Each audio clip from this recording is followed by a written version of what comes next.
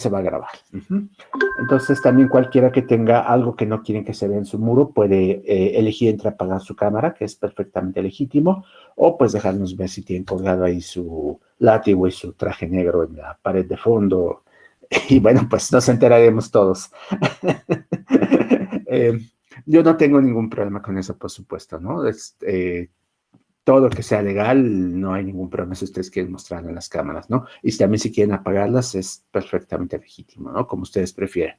Bien, bueno, entonces voy a empezar con un mensaje que acaba de subir Nancy, precisamente, que nos plantea una pregunta para el curso. Lo voy a leer literalmente porque a lo mejor no todo el mundo lo recibió. Lo enviaste hace un par de minutos, ¿no, Nancy?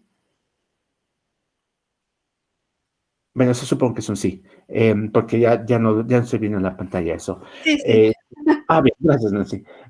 Leo el mensaje. Dice, el fin de semana estuve estudiando las láminas y algunos capítulos relacionados con sistemas de demostración de los textos de Dropbox. Entre las dudas que me surgieron están las siguientes. Entiendo que si queremos saber si una proposición phi se sigue de otra psi, podremos verificar si la implicación si psi, entonces phi es una tautología. De modo que nuestra definición semántica de verdad, yo diría de satisfactibilidad, determina el conjunto de tautologías, pero no nos da una manera de determinar cuáles son esas proposiciones. Un sistema de demostración prueba nos permitiría hacer esto último siempre y cuando el cálculo sea completo, correcto y decidible. ¿Es correcto esto? Podemos entender un sistema de demostración con un procedimiento eficiente que siempre nos diga si una proposición phi se sigue de otra psi. Bien, vean, aquí hay varias preguntas. Algunas de ellas yo quisiera dejarlas para después, porque tienen que ver con temas que no hemos visto. Pero adelanto, si quieren, un poco las respuestas también a esa parte y después las discutimos con calma cuando lleguemos a esa parte. La primera es, efectivamente, si queremos saber si una fórmula, un argumento es correcto, lo podemos transformar en una tautología. Vamos a ver más adelante eso. Lo que hacemos es considerar todas las premisas y las pasamos del otro lado como si con una conjunción que implica la conclusión. Y lo que nos queda por demostrar es que si eso es una tautología con nuestra definición semántica clásica. Es decir, la definición con funciones booleanas nos permite hacer eso. La segunda cuestión es que esto nos da un método para saber si sí o si no, pero más bien nos da una definición, pero en un método. La respuesta es no, nos da un método porque podemos usar tablas de verdad. Como vimos, las tablas de verdad son un método exhaustivo y que nos permite saber siempre sí o no. No hay duda. Es un método de decisión que no tiene huecos. Entonces, siempre podemos contestar si una fórmula es tautológica o no. No lo podemos hacer de manera eficiente porque una tabla de verdad es muy ineficiente. Ya vimos que la longitud de la tabla de verdad depende del número de proposiciones atómicas y la función que nos dice que tanto depende es una función exponencial.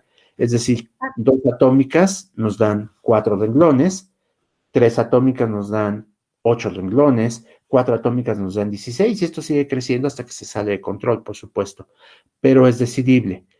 Nancy entonces pregunta si los sistemas de demostración que ya empezamos a mencionar son un método alternativo. La respuesta es un método alternativo, pero no son necesariamente más eficientes. En la práctica, yo les diría que sí, que parece que son más eficientes, pero no hay ninguna demostración formal de esto. Es un problema abierto. Sabemos que en el caso peor van a ser igual de ineficientes un método y el otro. Y no sabemos si hay algún tipo de información que pudiéramos tomar y que nos garantizara que en promedio es mejor usar uno u otro. Esa información no está, es parte de los problemas técnicos que enfrenta la gente que está tratando de contestar la pregunta de si P es igual a NP. Esa pregunta no es directamente parte de este curso, pero más adelante voy a referir a ella porque es pertinente para todos que quieran utilizar la lógica para formalizar argumentos.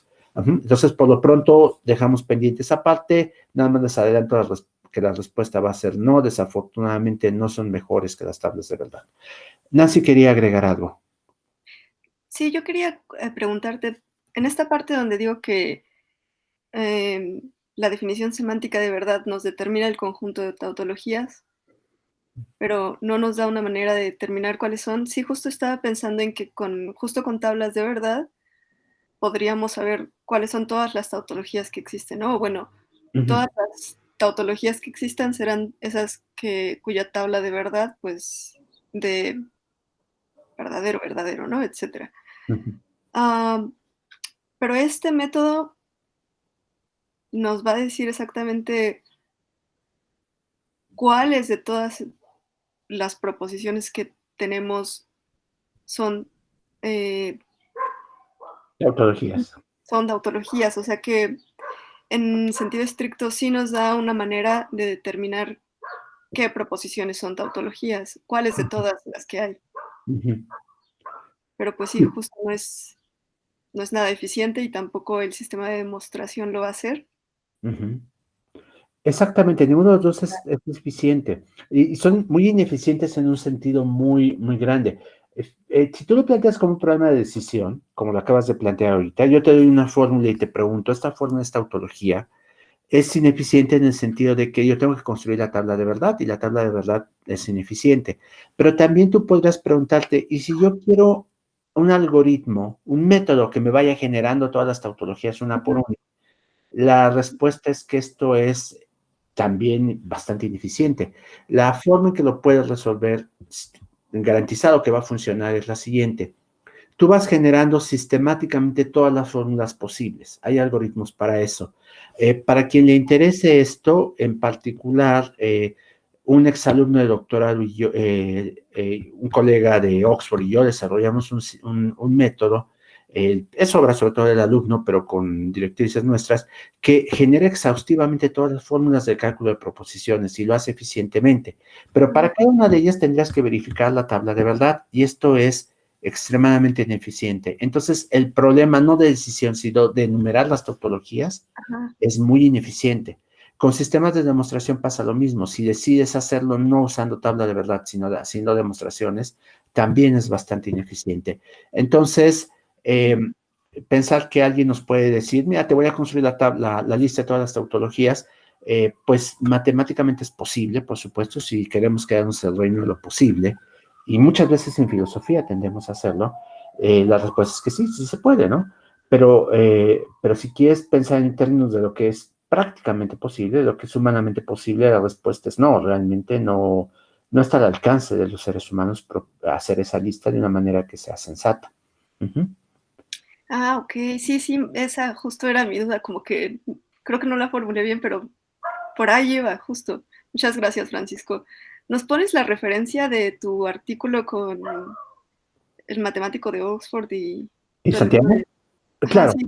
sí, puedo subir un borrador, de hecho, porque el artículo acaba de ser aceptado en una versión ya definitiva y entonces aún no sale publicado, va a ser publicado en Parallel Processing Letters, pero tengo un borrador que puedo poner a su disposición. Parallel Processing Letters permite subir estas versiones autoarchivadas, entonces con mucho gusto lo pongo a disposición del grupo por si quieren verlo. Ujú. Gracias. Bien, bueno, entonces miren, en la clase de hoy empezaremos con los ejercicios que habíamos dejado para las clases pasadas. Ya habíamos visto, déjenme ver si puedo compartirles la lista de ejercicios. Voy a compartir toda mi pantalla mejor en esta ocasión, porque voy a estar saltando de una ventana a otra y entonces creo que es más eficiente si lo hago así. Permítanme, uno de sus compañeros todavía no entraba. Ahí está, faltaban dos más. Ujú, creo que así estamos completos. Y ahora voy a presentar toda la pantalla. Bien.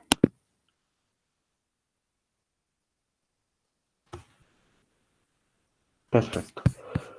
Bueno, entonces empiezo con los ejercicios, la lista de ejercicios que habíamos propuesto para esta clase. Bien, esta clase podremos resolver todos los ejercicios del 1.1, de hecho. Y lo que voy a hacer es que, como bueno, es imposible ver todos, voy a tomar un par de ejemplos. Si alguien quiere en particular que discuta su respuesta, podemos también ver si lo podemos hacer, si hay tiempo, por supuesto, ¿no? Empiezo con, bueno, el ejercicio 1 ya lo habíamos hecho la clase pasada, ¿se acuerdan? Definir las conectivas a partir de disyunción y negación. Entonces, nos tocaba ver formas normales conjuntivas y quisiera presentar un primer caso, voy a ponerlo aquí al frente. Déjenme disminuir las láminas. No, las láminas no van a ser útiles. Voy a poner este caso Este caso me llamó la atención porque su compañero empezó bien, pero se detuvo antes de tiempo. Compañero o compañera, no sé quién es, no está el nombre. Recuerden que aquí mi intención no es decir, es que alguien falló y está mal, ¿no? Sino quiero hacerlo con fines ilustrativos, ¿no? Entonces, ese es un trabajo que no se evalúa todavía, además, recuerden, simplemente para que vayamos practicando. Entonces, este caso en particular decía que me llamó la atención porque su compañero tomó aquí el ejercicio en el que me dice, mira, tienes P o Q, sí, solo sí, R o S. En particular, además, escogió representar la implicación con las tres rayas, no hay ningún problema. La doble implicación con las tres rayas, no hay ningún problema con eso, pero lo digo para que los demás tomen en cuenta ese detalle, es la doble implicación. Y entonces él acá en las láminas tomó esta regla que voy a subrayar. La aplicó perfectamente, ¿no? La regla me dice, mira, si tienes una doble implicación, entonces lo que haces es que esto lo conviertes en la conjunción de dos disyunciones, no alfa o beta y de alfa o no beta. Y esto está hecho aquí en esta parte, ¿no?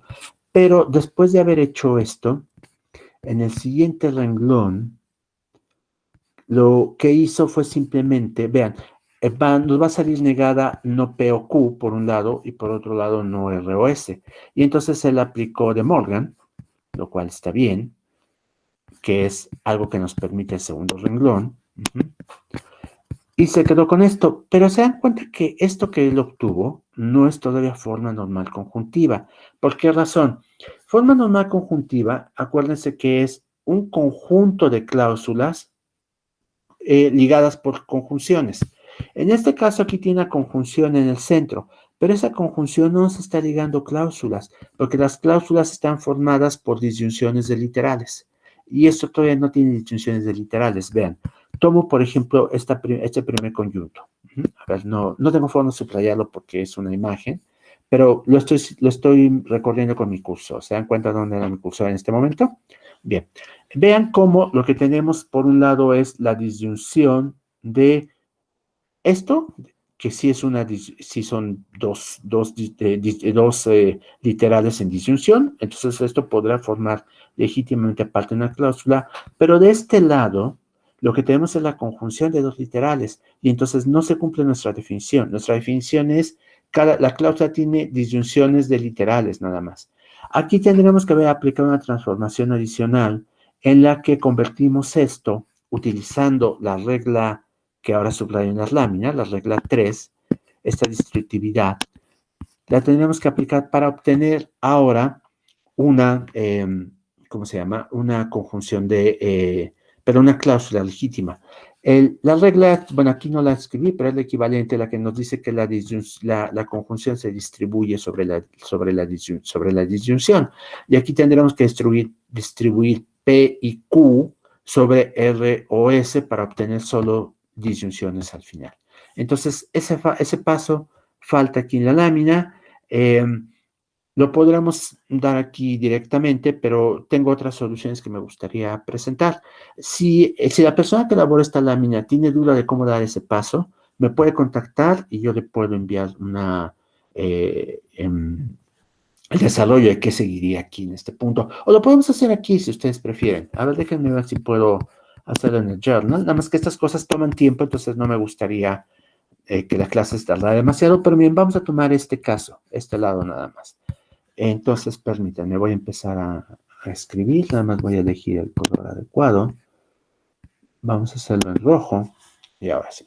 Voy a copiar solo una parte de la fórmula. Vean, su compañero tiene no P y no Q. Es disyunción con R o S. ¿Qué tendremos que hacer aquí? Vean, lo que yo voy a hacer es tomar esto, y esto lo voy a subrayar en otro color para marcar la fórmula del resto. Vamos a ponerlo en verde. Esta parte la podemos pensar como una parte alfa y esta parte la vamos a pensar como una parte beta. Beta a su vez nos da una gamma y nos da aquí una eta, digamos. Y entonces lo que voy a hacer es lo siguiente. Tengo aquí alfa o gamma y eta. Vean cómo mi primer paso fue invertir el orden. Pasé al alfa del otro lado simplemente para que se parezca más a la regla que tengo. Y esto nos debe poder dar, lo siguiente, nos debe poder dar alfa o gamma y alfa o eta. Por la regla que hemos visto.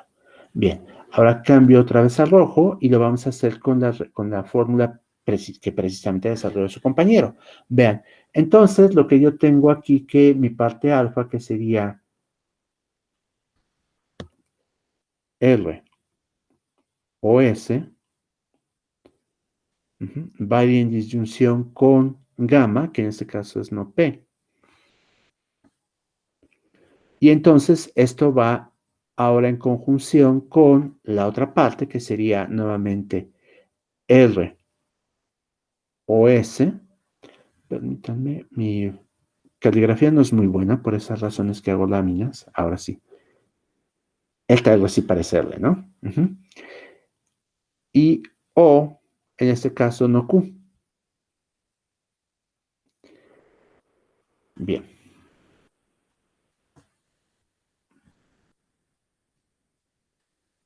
Permítanme, creo que ya creció de tamaño esto.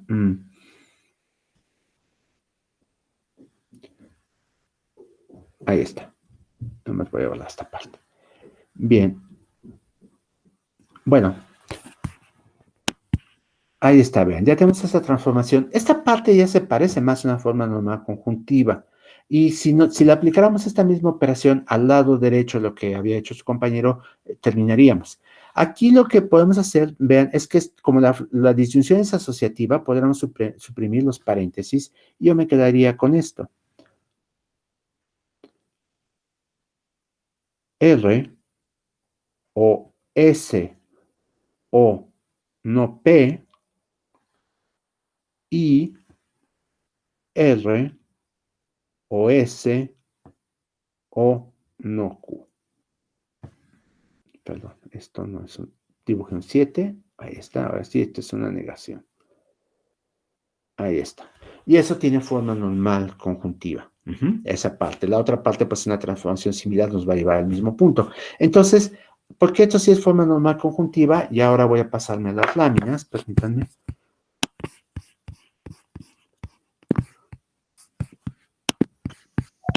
Disculpe, ¿puedo hacer una pregunta? Sí, permítanme un momento, déjame tener esa explicación y con mucho gusto te contesto. Vean, aquí esta forma normal conjuntiva porque ya cumple la definición que tenemos. Es la conjunción, a ver, déjenme señalarlo en verde para que no haya duda al respecto, de dos cláusulas. Ahí está, las subrayé, bueno, les puse la marca verde. La primera cláusula es R, S o no P, que es lo que tendríamos acá en nuestra definición. Se dan cuenta, en nuestra definición nos dice, cada cláusula es la disyunción de literales. Aquí las literales son R, S o no P. Acuérdense que una literal tiene que ser una negación de una atómica o una atómica sin negación. Y la segunda cláusula es R o S o no Q. Entonces, ahí ya tenemos esas, son cláusulas que cumplen con lo que tenemos y están unidas por una conjunción. Ahora sí, adelante con tu pregunta, por favor. Gracias. Es que quería saber, antes usted determinó que la segunda mitad era alfa y la otra era beta.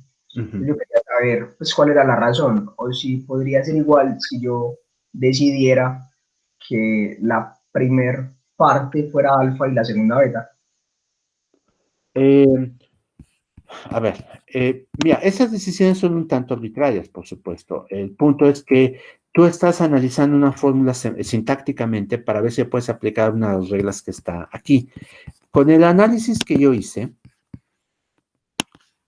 te das cuenta de ponerla alfa y beta y la otra gamma, bueno, más bien alfa y beta la subdividí en gamma y eta, resulta que obtuve algo que es igual a lo que tengo aquí, ¿te das cuenta? Lo estoy subrayando. Y por lo tanto, como ya es igual, le puedo aplicar la regla de transformación. Por esas razones que lo hice de esa manera. Tú podrás haber pensado, ¿qué tal si lo que yo puse como beta ahora es alfa? Y podemos hacerlo, ¿te parece bien en azul? Aquí tendríamos que tú en azul estás diciendo esto es alfa, y en azul esto de acá es beta, y podrás decir que quieres subanalizar esta fórmula de otra manera, y entonces tendrías aquí gamma, y acá tendrías a tu regla eta, ajá, y entonces tendrías la fórmula que te dice alfa o gamma y eta. Esa fórmula ya no corresponde a lo que tenemos acá en este renglón, te das cuenta, ya no se parece a esto, sino tienes una disyunción. El problema es que uno de los disyuntos no es todavía una fórmula, una cláusula, es una conjunción. Entonces, analizarla así no te sirve para fines de la transformación necesaria. Tú lo que tienes que hacer es continuar este análisis de tal manera que te lleve a una cosa que es forma normal conjuntiva. Y cuando ya llegas a eso te detienes, mientras no, tienes que seguirlo haciendo y tienes que pensar en cuál es la forma que más te conviene hacerlo, ¿no? No es inmediato. En este caso tuve que hacer la inversión, pasar la beta del otro lado y subanalizarla para que coincida con esto que estaba aquí. Tú puedes hacer otras maniobras, por supuesto, ¿no? No es, como les dije en la clase pasada, no hay un solo camino para llegar a la conclusión, pueden aplicar otros caminos. Pero en este caso me pareció que era muy claro que se podía hacer de esta manera. Bien. Bien, tengo por ahí otros ejemplos más de... Profesor, yo Sí. tengo también duda todavía. Entonces, en ese sentido, dentro de la forma normal conjuntiva, solo pueden haber disyunciones. Esto es, si por ejemplo yo tuviera dentro de un paréntesis, está la conjunción como la conectiva principal de dos paréntesis, y dentro de los paréntesis tuviera conjunciones y disyunciones, tendría que convertir las conjunciones a disyunciones para que quedara en su forma normal conjuntiva. Así es. Lo que tienes que hacer es que dentro de la cláusula, acuérdense esta distinción, cláusulas contra fórmula completa. La fórmula completa es una conjunción de cláusulas y una cláusula es una disyunción de literales. Literales son atómicas o atómicas negadas nada más. Entonces, una vez que tienes cuando dices tengo una cláusula, cuando afirmas eso, solo puede haber dentro disyunciones de literales. Ajá. Entonces, efectivamente, si tienes dentro lo que tú quisieras que fuera una cláusula, todavía conjunciones, eso no está concluido. Hay que seguirlo analizando. Tienes que hacerlo. Una posibilidad, por supuesto, es sacar la disyunción. A ver, te presento un ejemplo de eso para que quede claro. Y pues cambio nuevamente de color para que no nos confundamos con lo que ya había hecho. A ver, déjenme, vamos a hacerlo en anaranjado. A ver qué tal sale esto. A ver si es legible. Suponte que tú tuvieras esto. P I R o S. Ya fuera tu fórmula final. Ajá. Entonces puedes decir, y esto, Raya, ¿por qué necesito analizarlo todavía? Podríamos pensar que lo analizas ahora de esta manera.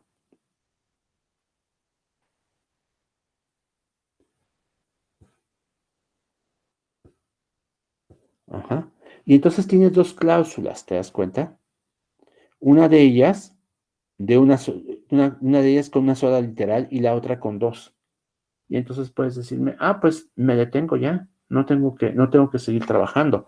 Y yo te diría, bueno, pues sí, pero entonces tienes que hacer más material. El caso de su compañero no se podía porque estaban dentro de paréntesis que a su vez están ligados con conjunciones a otro. Entonces él no se podía haber detenido ahí. Pero en este caso, yo podría decir, pues me detengo y ya no continúo. Pero te das cuenta que hay una vía alternativa que te diría, déjenme ver, esto vamos a hacerlo en magenta, que te diría distribuye. Y entonces te quedas con P o R y P o S. Y esta también es una forma de una conjuntiva. ¿Por qué razón? Porque tienes dos cláusulas unidas por conjunción y cada cláusula tiene dos literales. Pero la de acá también ya te podrás haber detenido. Por decir, no, yo lo que tengo es dos cláusulas, una de las cuales tiene una sola literal. Entonces, hay espacio para tomar decisiones, para hacer una cosa u otra. Pero lo que tienes que tener al final es necesariamente cláusulas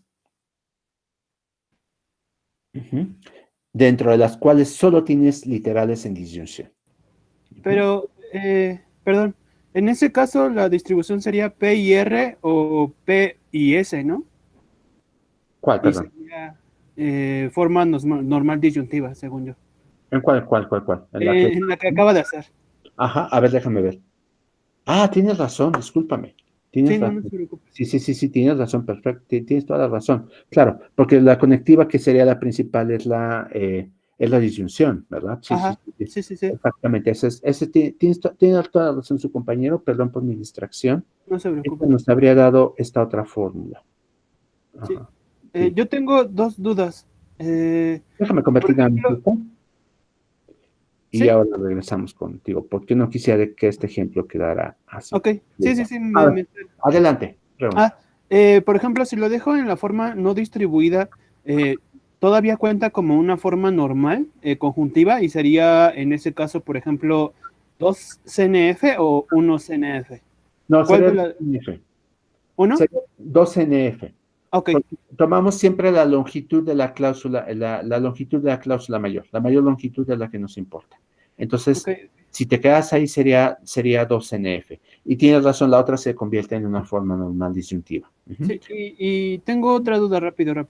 Yo tuve duda en el ejercicio porque así como lo estaba explicando arriba, la parte que está en rojo, al final nos quedarían 3 disyunciones, bueno, sí, 3 disyunciones de 3 disyuntos cada una, unidos por 3 conjunciones, unidas, digo, 4 disyunciones con 3 disyuntos cada una, unidas por 3 conjunciones. Entonces, en ese caso, no importa que tenga muchas conjunciones al final, todavía cuenta como 3 CNF. A ver, déjame ver. ¿Dices el ejemplo original? No sé si me... A ver, el que Sí, tiene aquí. sí. Así como lo hizo, usted distribuyó y, por ejemplo, solo hizo una parte y le quedaba justo 2 disyunciones de 3 disyuntos unidos por una conjunción. Y si haces la otra parte, pues te quedan otras 2 disyunciones de 3 disyuntos unidos por una conjunción. Y aparte, bueno, ahí tienes 2 conjunciones de 2 disyuntos y aparte la conjunción del medio. Y como es asociativa la conjunción, pues tienes muchas disyunciones con muchas conjunciones intermedias. ¿Eso todavía cuenta como 3 NF o tiene que haber una sola conjunción como conectiva principal? No, podrás tener varias cláusulas con conjunción, pero en este caso en particular no, me gustaría ver cómo la desarrollas tú, porque aquí no puedo parar todavía. ¿Por qué razón? Porque esta conjunción te das cuenta que se aplica a todo esto, ve dónde está recorriendo el cursor. Sí. Y entonces significa que esta conjunción no es del mismo nivel que esta conjunción pequeñita que une estas dos.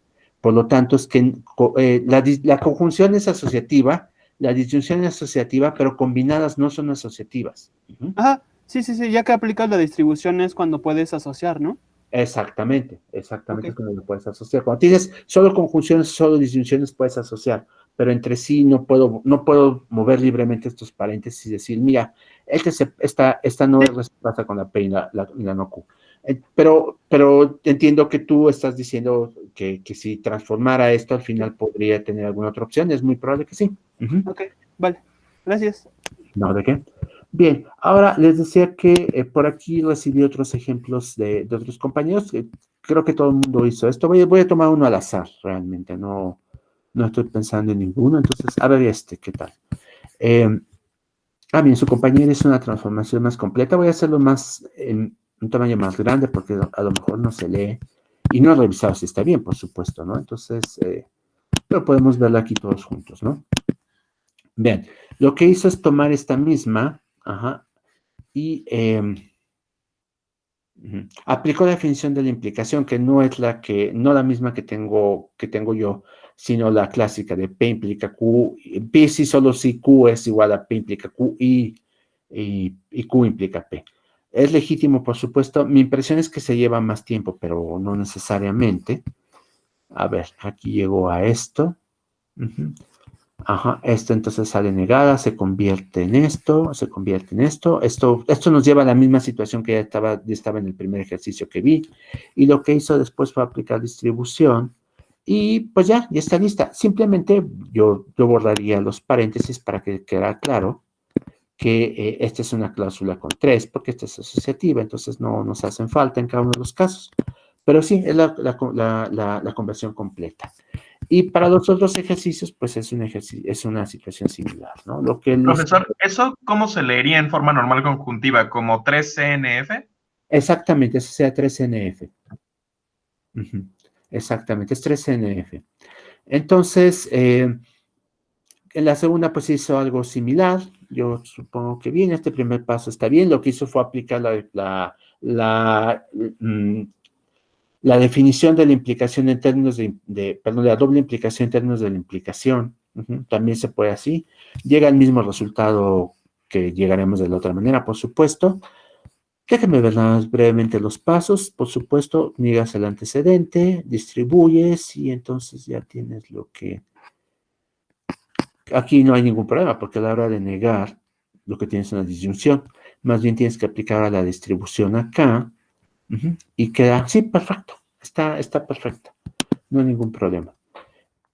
Las otras me parece que son más sencillas porque aquí lo que tienes que a la hora de negar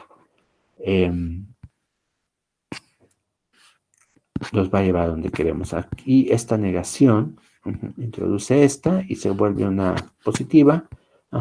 Bien, perfecto. Entonces ya está. Bueno, pues como pueden darse cuenta, ahí hay ejemplos de no una que era incorrecta, sino que era correcta, pero se detuvo antes de llegar al final, y otra que la llevó hasta el final. ¿Alguien hizo algo radicalmente distinto que les gustaría discutir aquí entre todos? ¿No? Bien, entonces creo que ya queda esto claro. Bueno, espero que sea así. Si sigue habiendo dudas, acuérdense, está el correo electrónico y está el chat de la clase.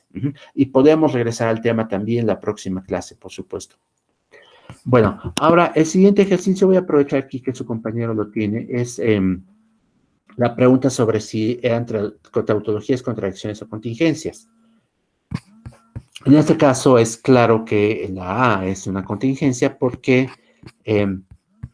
su compañero nos está dando una evaluación que es, permítanme un momento, acá, una evaluación que nos hace que la fórmula sea falsa. Y hay claro que hay evaluaciones que nos den verdadero, ¿no? La evaluación es P verdadero, y aquí que tendremos, si P es verdadero, esto pues nos va a dar verdadero, pero si P es falso, entonces la fórmula pasa lo siguiente: P es falso, tendremos falso acá, tendremos falso aquí, y si Q fuera verdadero, entonces vean cómo todo esto nos sale verdadero, y entonces falso no es equivalente a verdadero.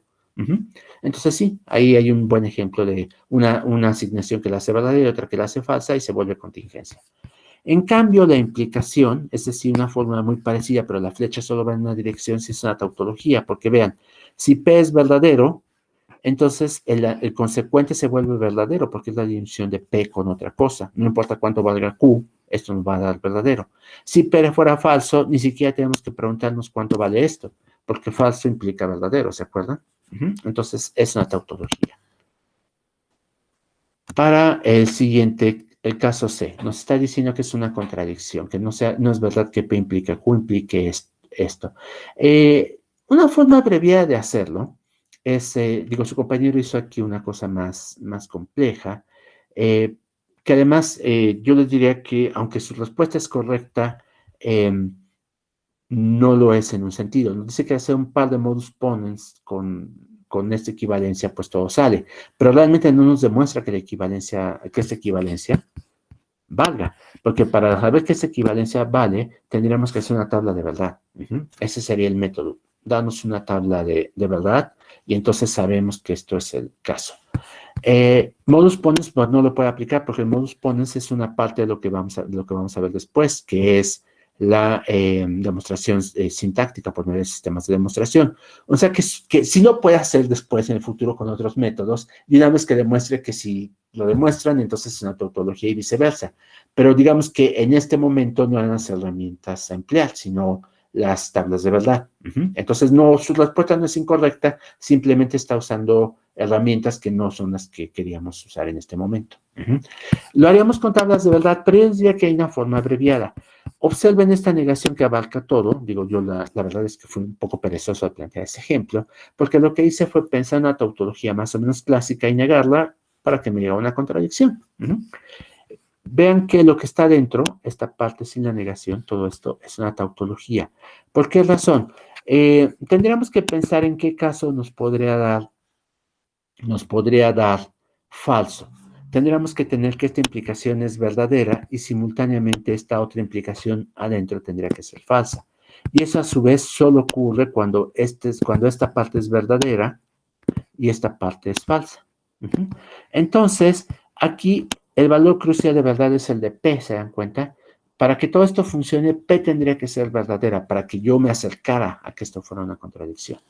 Y entonces, ya sé qué voy a hacer. Déjenme ver. Voy a abrirlo con este otro programa. Voy a pedirle que me abra un PDF. Voy a decirle que lo guarde por lo pronto para que después lo pueda subir. Y este va a ser notas de clase. Y hoy estamos a 5 de octubre, ¿no? 10:05. Para que después lo pueda subir y usted lo vea. Bien. Ahora sí, ¿qué vamos a abrir acá? Es lo que hizo su compañero César. Y entonces sobre esto voy a escribir estas anotaciones. Déjenme pasar a la siguiente página.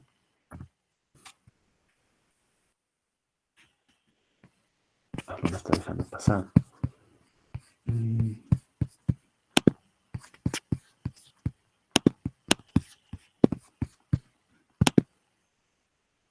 Aquí está. Ahora sí estamos en la página 2. No.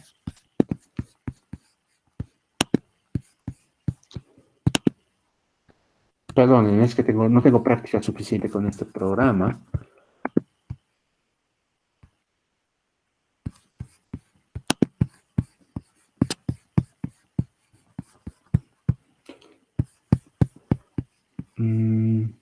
Permítanme un momento.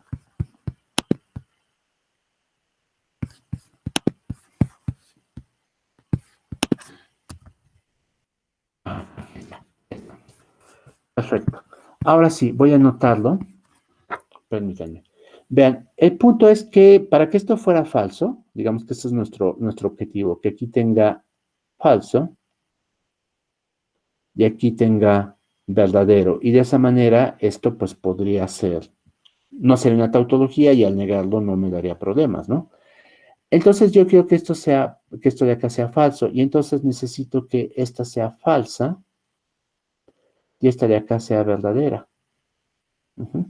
Pero vean que en ese caso, para requerir que esto sea verdadero, entonces necesito que esto sea verdadero a su vez. Mientras que de este lado, para que esto sea falso, me bastaría con que uno de los valores sea falso, pero eso lo dejo para después. Si yo tengo verdadero aquí P, entonces obviamente la P de acá también es verdadera. ¿Se dan cuenta? Porque es el mismo renglón de la tabla de verdad. Ay, permítanme. No, este verdadero no está saliendo como quisiera. Lo vuelvo a trazar. Ahí está. Entonces, dado que P es verdadera y como yo quiero que toda la implicación sea verdadera, vean que ahora estoy obligado a que la Q sea verdadera también. Bien, entonces eso me da aquí que Q tiene que ser verdadera. Ahora, yo quiero que esto sea falso. La Q y R. Entonces, para que esto, dado que Q es verdadera, pues ahora forzosamente R tiene que ser falsa.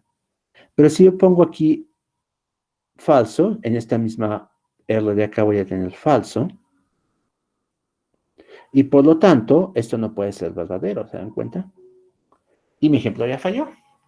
No hay forma de que no hay forma de que lo que está dentro de esta negación sea falso. Entonces es una tautología. Y si yo niego una tautología, obviamente me va a salir una falsedad, una contradicción. Entonces es una forma abreviada de hacerlo. por supuesto que una forma de hacerlo más completa es que ustedes pongan la tabla de verdad completa, que solo tiene 8 renglones, porque solo hay 3 fórmulas atómicas. Entonces, quien lo haya hecho con una tabla de verdad está perfecto. Aquí, los que somos perezosos y no queremos gastar tinta, aunque sea electrónica, pues lo podemos hacer de esta manera abreviada. Las dos cosas me parecen aceptables. Lo que hizo su compañero no es que estuviera mal, simplemente, como les decía, está usando herramientas que no hemos demostrado que funcionan. Bien, ahora, la siguiente me dice que es una tautología. Esta es también bastante clara porque lo es la distributividad que hemos estado aplicando en las transformaciones de formas normales conjuntivas, y pues lo que hay que hacer simplemente es demostrar que es así con una tabla de verdad. No está aquí la tabla de verdad que su compañero pues debería haber hecho para que esto fuera completo, o este arbolito que hice ya aquí jugando con algunos valores, nada más. Ustedes pueden hacerlo como lo prefieran. Es un sí, solo sí. Entonces, creo que en este caso mi árbol habría sido igual de complejo que la tabla de verdad, y yo creo que la solución más clara y obvia es hacer la tabla de verdad. Finalmente, bueno, si quieren, no sé si alguien haya hecho algo radicalmente distinto a lo que hizo su compañero Juan Carlos. Sí, es Juan Carlos, ¿no? Aquí está su nombre, Juan Carlos. Si todo el mundo más o menos procedió así y todo el mundo dio especialmente las mismas respuestas, entonces están del otro lado. Si alguien no lo hizo así y quisiera que viéramos por qué no pasó, entonces podríamos analizarlo. Y si alguien usó un método radicalmente distinto y quisiera presentarlo, también es posible. ¿No? Bien. Entonces continúo finalmente con el último ejercicio, que es la pregunta si estos argumentos son lógicamente correctos. La definición que vimos aquí es la definición de tablas de verdad. Nancy les anticipó que vamos a ver un teorema que nos permite convertir estas fórmulas en otras fórmulas, y esas fórmulas son susceptibles de este análisis con árboles que acabo de hacer, que no tienen que aprenderse, por cierto, no es simplemente para no escribir la tabla completa, pero lo sensato es hacer la tabla. Aquí su compañero nos dice que es incorrecto el primer argumento, y lo que tendríamos que ver es por qué, ¿no? Hay alguna asignación de valores de verdad que nos haga verdadera la premisa y falsa la conclusión. Vean, estamos esperando que esto de acá sea falso, mientras que esto de acá sea verdadero. Para que esto de acá sea falso, tengo que tener que, la única posibilidad es que Q sea verdadera y que P sea falsa. Pero resulta que precisamente esta distribución acá nos da verdadero, como lo queremos, ¿se dan cuenta? Porque en este caso tenemos que falso implica verdadero, aquí del lado izquierdo, y esto sabemos que es verdadero. Mientras que del otro lado, pues Q implica falso, bueno, verdadero implica falso, es falso. Entonces, esta respuesta es correcta. La siguiente respuesta nos dice que el argumento es correcto porque no hay forma de que las premisas sean verdaderas y la conclusión sea falsa. Nuevamente uno podría pensar, ¿y cómo puede ser que la conclusión sea falsa?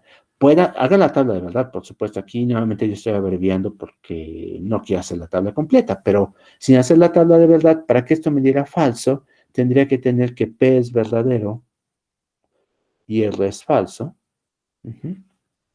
Perdón, ya se está sobreponiendo con el otro, pero bueno, se alcanzan a ver todavía, ¿no? Y si P es verdadero, vean que y R es falso, aquí tendríamos lo siguiente. Acá tenemos que tener forzosamente verdadero en los dos casos. Porque si no, no estaremos preguntando nada. Las premisas tienen que ser verdaderas siempre.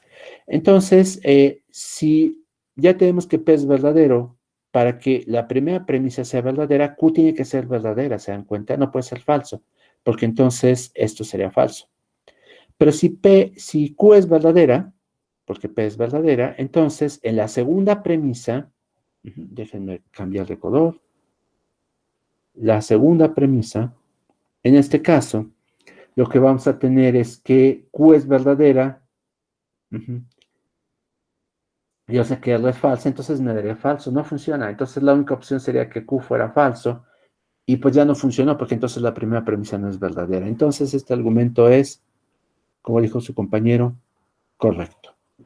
Y pasa lo mismo con los otros argumentos, ¿no? Vean el siguiente, creo que sí. P, sí, solo si Q, no P y Q. Entonces eso nos da no Q y no Q. Ah, bueno, ese argumento es trivial. Vean cómo la conclusión siempre es falsa.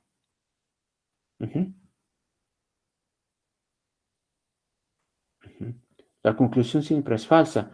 Entonces, lo que tendremos que tener es que sus premisas no pueden ser falsas, no pueden ser verdaderas nunca. Tenemos simultáneamente, tenemos que si P es equivalente a Q, bueno, es claro que entonces que las dos tienen que ser verdaderas. Y entonces aquí tendríamos que esta otra premisa nos daría no P falso, y falso y cualquier otra cosa es falso, entonces no pueden ser las dos verdaderas. Y si P fuera falsa, entonces aquí tendríamos que Q tiene que ser falsa también, porque es P si solo si Q, y entonces de este lado tendríamos que no P nos da verdadero, pero Q nos da falso. Entonces este argumento es correcto.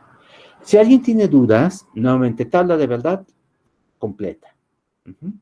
Eso es lo que, la forma de afirmar esto sin ninguna posibilidad de duda. La otra es hacer estos análisis que estoy haciendo que hablan de la tabla de verdad, pero que ustedes no tienen que realizar si no quieren, ¿no? Esto es simplemente para no escribir aquí la tabla completa. El último nos dice que su compañero que es incorrecto porque nos está diciendo que hay una forma de que esto sea falso y que simultáneamente estos sean verdaderos. Y esto es muy fácil de ver que sí es el caso. ¿Cómo? Esto es falso solo si ambos son falsos, es decir, si P me da falso, R me da falso, pero acá, si yo hago que Q sea verdadera, ya no importa cuánto valen R y cuánto valen P, ¿no? ¿Se dan cuenta? Ahí está. Entonces sí, efectivamente puedo tener un caso en el que ambas premisas son verdaderas, es decir, este y este, pero la conclusión es falsa. Y por lo tanto, su compañero tiene razón. Esto es incorrecto. Bien. Profe, ¿Alguien tiene...? No, a ver, sí, adelante. ¿por qué el tercero es correcto si tienes una asignación de valores donde las premisas son verdaderas y la conclusión falsa? Ah, no está pasando. Fíjate que aquí yo estaba tratando de conseguirlo y fallé. Ajá. Ajá. Eso es lo que pasó. A lo mejor ese si quieren, a ver, déjenme ver si no toma demasiado tiempo hacer la tabla de verdad completa Sí. aquí. Es que yo hice la tabla y justo en la última interpretación sale que sí puedes hacer las premisas verdaderas y la conclusión, bueno, pues la conclusión es una contradicción, entonces pues sería inválido, ¿no? Porque no en todos los casos pues te da que sea verdadero y verdadero. Mira, no te digo que no sea así. O sea, lo estoy haciendo al vuelo, a lo mejor funciona. Déjame copiarlo completo. Sí. Y lo vamos a copiar mejor en el journal, porque ya vi que aquí Sí, no sí. va a caber. Ok. Entonces, acuérdense, space y solo si Q, lo escribo acá en otra página. Déjenme poner aquí uno nuevo. Este lo vamos a guardar. Y lo vamos a guardar de otra manera. Anotado.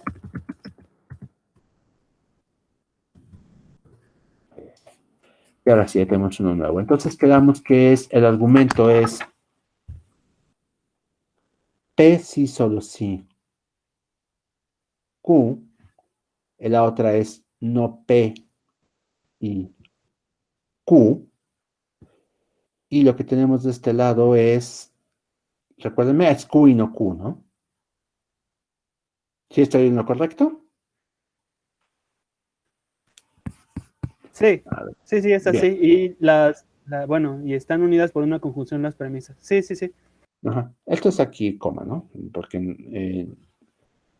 no es una conjunción así. A ver, déjame ver los ejercicios originales.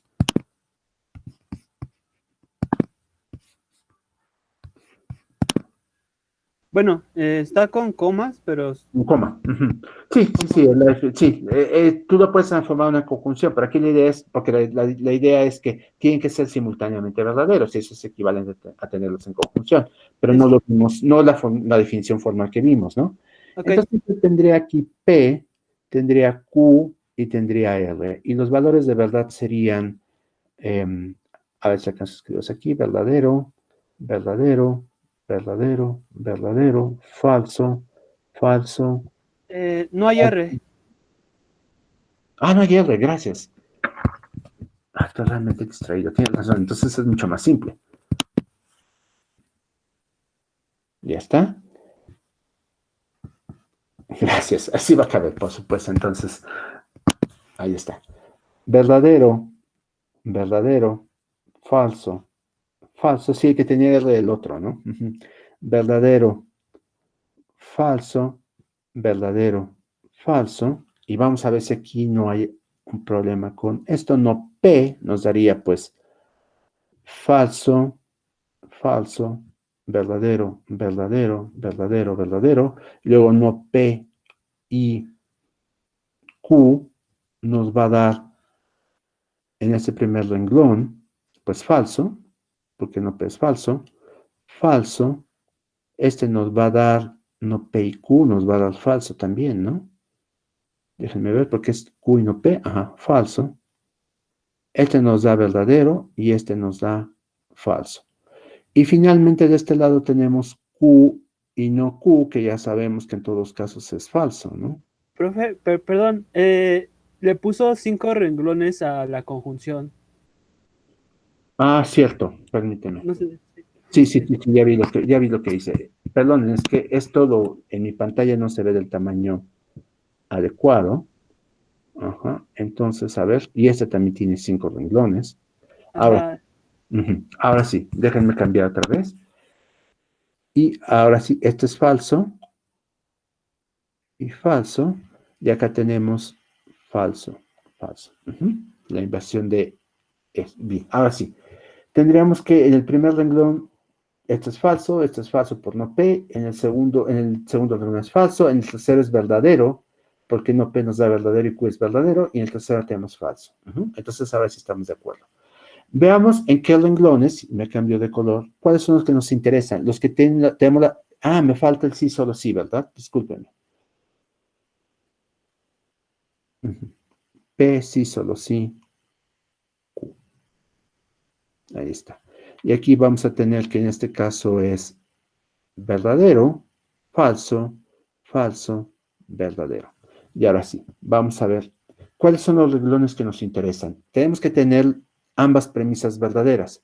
Y en este caso, la premisa, esta es una premisa y esta es otra premisa. Entonces, ¿en cuáles coincide que los dos sean verdaderas? En ninguno. Ya está. Entonces, como en ninguno son verdaderas simultáneamente, bien, el primero es falsa la primera premisa, aunque la segunda es verdadera. En el segundo son falsas ambas. En el tercero, bien, libramos este. El tercero es verdadera la primera, pero falsa la segunda. Y en el cuarto es falsa la primera y verdadera la segunda. Entonces, ningún renglón satisface nuestra condición de que ambas premisas sean simultáneamente verdaderas. Entonces, me da igual que tengo en la conclusión. Y el argumento es correcto. ¿Sí se entendió por qué? Acuérdense, la definición es, nos importan los renglones donde todas son simultáneamente verdaderas. Y en ese caso queremos que la conclusión también sea verdadera en ese renglón. No hay ninguno que lo cumpla, por lo tanto aquí nos da que el argumento es correcto. Bien, entonces, si estamos ya de acuerdo, ¿les parece que pasamos de los ejercicios a la clase de hoy? ¿Sí, de acuerdo? ¿O quieren un respiro? Ese silencio lo voy a considerar un sí. Bien, entonces paso a las láminas. Déjenme dejar de compartir y concentrarme solo en las láminas para que sea más claro todo.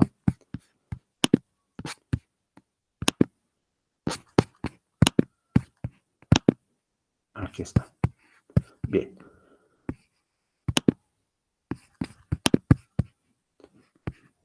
Todo el mundo está viendo las láminas, ¿verdad? Bien, entonces habíamos terminado con formas normales conjuntivas y vamos a empezar con sistemas de demostración. De hecho, ya habíamos empezado, según recuerdo. Habíamos visto que un sistema de demostración estaba formado por estas reglas de inferencia y que nos permitían transformar sintácticamente fórmulas. Vimos el ejemplo de Lukasiewicz, que lo tenemos aquí, que tiene 3 axiomas y una regla de inferencia. Y lo que vimos en el caso de la demostración con Lukasiewicz es que podíamos tener premisas, como en este caso. Ven, aquí tenemos estas premisas, que son mis fórmulas 1 y 2 de mi demostración, y tenemos una conclusión, que es la estoy subrayando en este momento, y que es el último renglón de las premisas. Entonces, el punto es este. Vean, lo que nosotros tenemos que hacer es encontrar cómo insertar los axiomas y el modus ponens de tal manera que nos lleve a la conclusión, haciendo sustituciones a veces, porque aquí, por ejemplo, en mi modus ponens, lo que me dice es que tengo P implica Q, y aquí no tengo P implica Q, sino P implica Q implica P. Lo que yo estaba haciendo era considerar que esta Q implica P, cumplir el papel de Q en el modus ponens. Y entonces, a la hora de aplicar el modus ponens, lo que debo inferir es la parte Q de la fórmula, que en este caso es todo lo que subrayé, Q implica P. En el caso del axioma 2, lo que vi también es que el axioma 2 usa otras letras, aunque es igual, usa otras letras, pero este es estructuralmente igual. Y entonces, si yo hago una sustitución del axioma 2, pues entonces se vale hacerlo, siempre y cuando sea una sustitución uniforme. A la Q siempre la reemplazo por la misma fórmula, a la P la reemplazo siempre por la misma fórmula, y lo mismo con la R. Entonces, nuevamente aquí yo me doy cuenta que puedo aplicar modus ponens porque esta parte la tengo acá arriba. Entonces, puedo decir, en modus ponens, la P sustituida por esta fórmula compleja. Y en modus ponens, la Q la sustituimos por esta fórmula compleja, y como modus ponens te dice P implica Q, P, entonces puedo decir Q, lo que hacemos aquí es escribir la parte Q. Y finalmente, en el último paso hacemos algo similar. Tengo P implica Q, esta parte cumple la parte de P, esta parte cumple la parte de Q, P ya la tengo acá arriba, aquí en el paso 4, y entonces puedo aplicar modus ponens otra vez y obtengo Q implica R, que era lo que yo deseaba demostrar. Bien, entonces, esa creo que queda claro cómo fue, la expliqué la vez pasada, volví a explicar ahora, y el punto es, ¿cómo formalizamos estas ideas? ¿Cómo generalizamos no solo a Lukasiewicz, sino a cualquier sistema de demostración que se nos ocurra? Y cómo lo hacemos además para cualquier tipo de reglas de inferencia arbitrarias, ¿no? ¿Por qué razón? Porque pues este es un curso en el que demostramos propiedades metalógicas, entonces tenemos que pensar a un nivel muy abstracto. Yo sé que con Cristian, y probablemente en algunos de sus cursos previos, algunos puede ser que no, pero en la mayor parte de sus cursos previos les han dicho, mira, estas son las reglas que funcionan. Modus ponens, estos axiomas. Y por supuesto que este es un curso de posgrado y nos preguntamos, ¿y por qué? Esa es la pregunta esencial de este curso. ¿Por qué funcionan esas reglas? Bien, tenemos que demostrar que funcionan.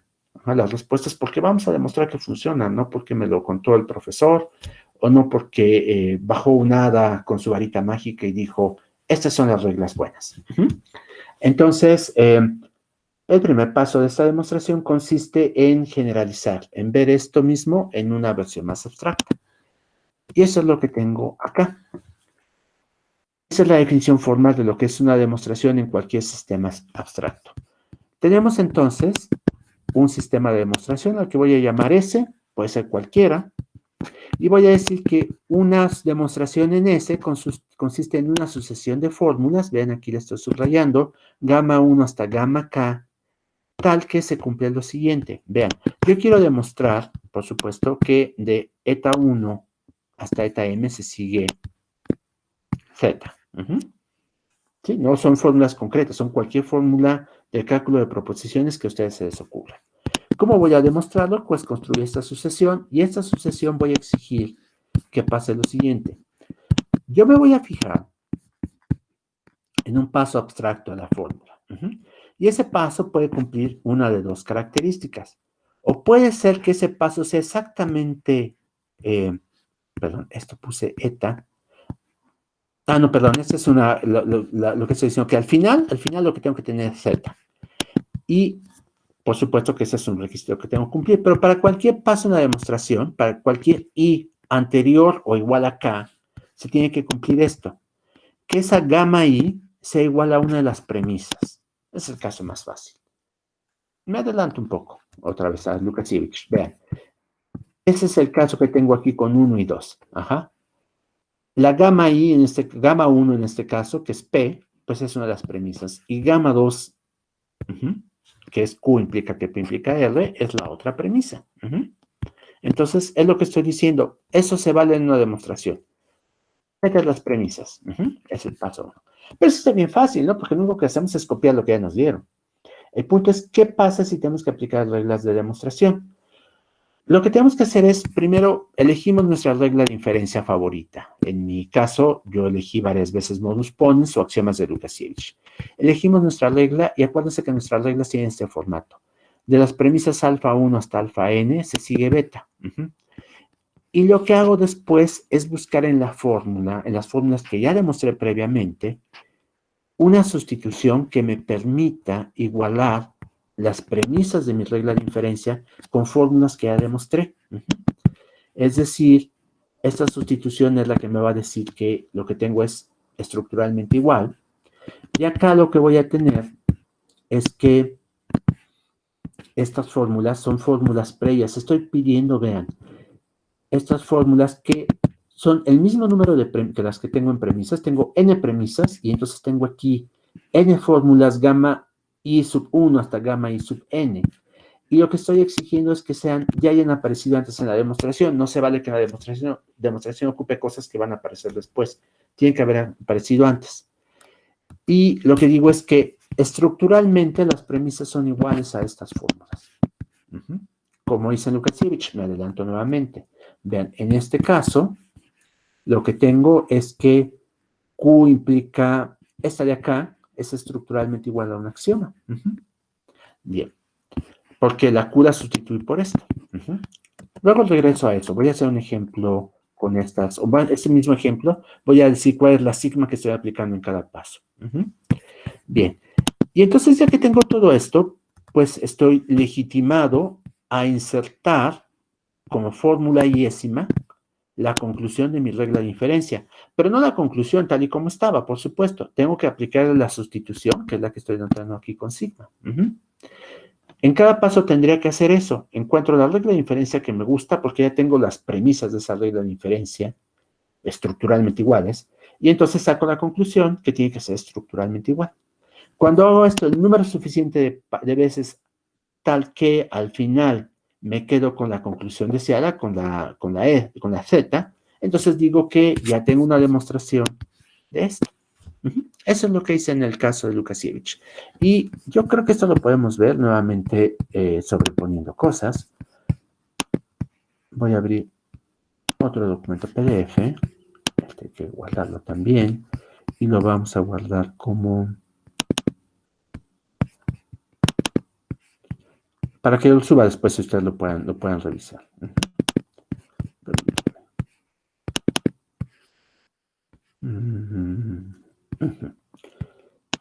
Vamos a poner...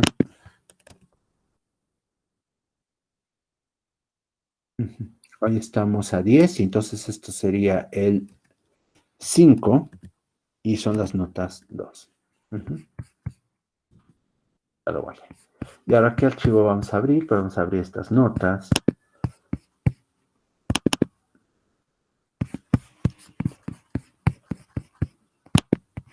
Déjenme ver si lo puedo hacer con nueva presentación. Más o menos, no, todavía no está perfecto. A ver si llegamos a la que queremos presentar. Ah, claro, es que vean que ahí está, una sola. No me lo está presentando. Ahorita lo hago, no se preocupen. Nada más quiero... Voy a poner esto en rojo y ahora sí vamos a hacerlo.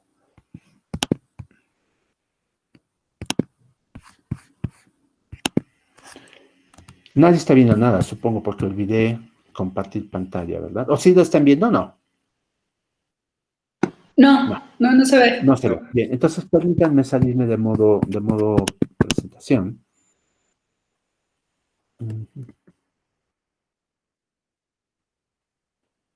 Ahí está. Dejo de compartir. Ahora sí voy a compartir, pero voy a compartir la pantalla completa.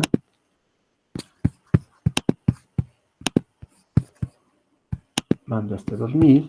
Y ahora sí. Vean. Ahora sí se ven mis láminas. Sí, sí se ve.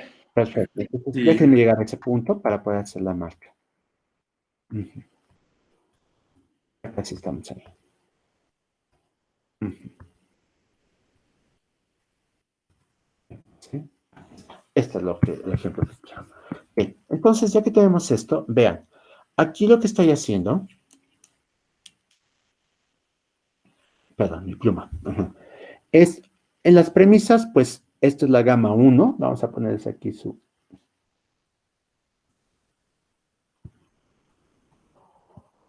Gama 1, gama 2, gama 3, gama 4, gama 5, gama 6 y gama 7. No estamos en clase de etimología, si no la reprobaría, por supuesto. Mis gamas son bastante feas, ¿no? Pero bueno, ahí está. Y lo que hacemos entonces es decir, a ver, en cada paso te permito que metas premisas, y 1 y 2 ya está así, o que apliques una regla de inferencia. Aquí tengo el axioma 1, que ese es literalmente así, entonces no tengo que hacer nada. Pero el modus ponens lo voy a escribir acá arriba, P implica Q, P, y de esto infiero Q, ahí está. Para poderlo hacer, tengo que buscar una sustitución adecuada. Y entonces en esta sustitución, que la estoy denotando con sigma, les voy a decir, mira, sigma te va a decir lo siguiente.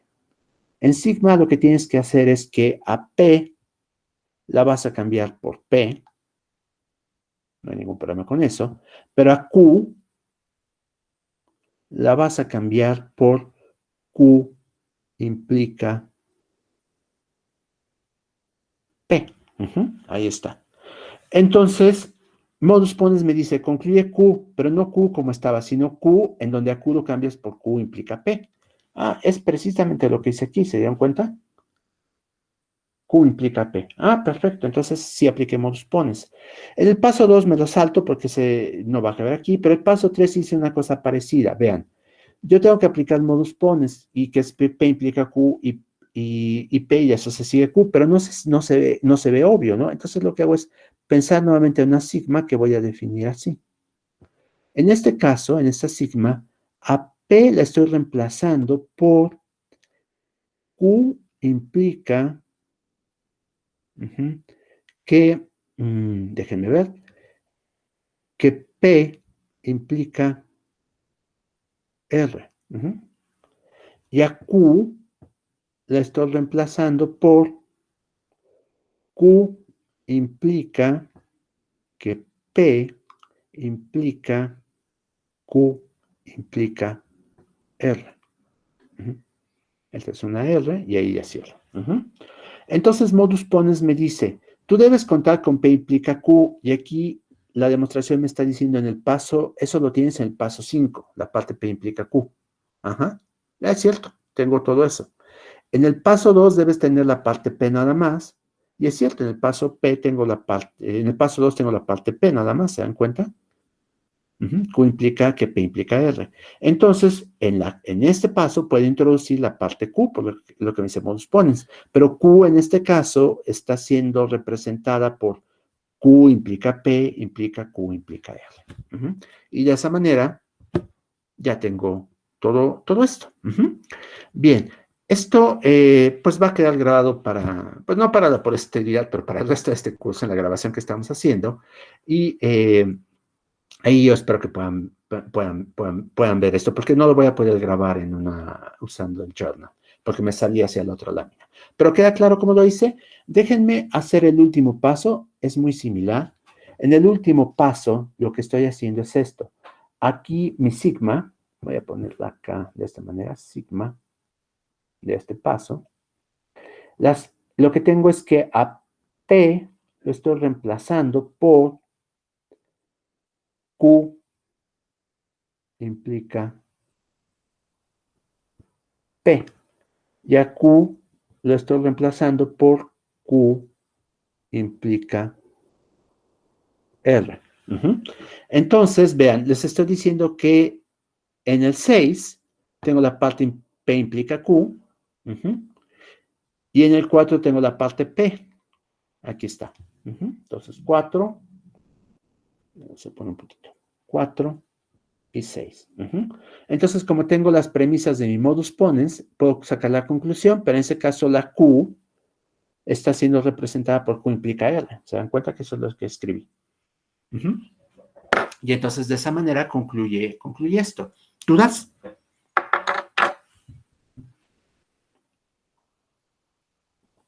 ¿Preguntas? ¿No? Bien.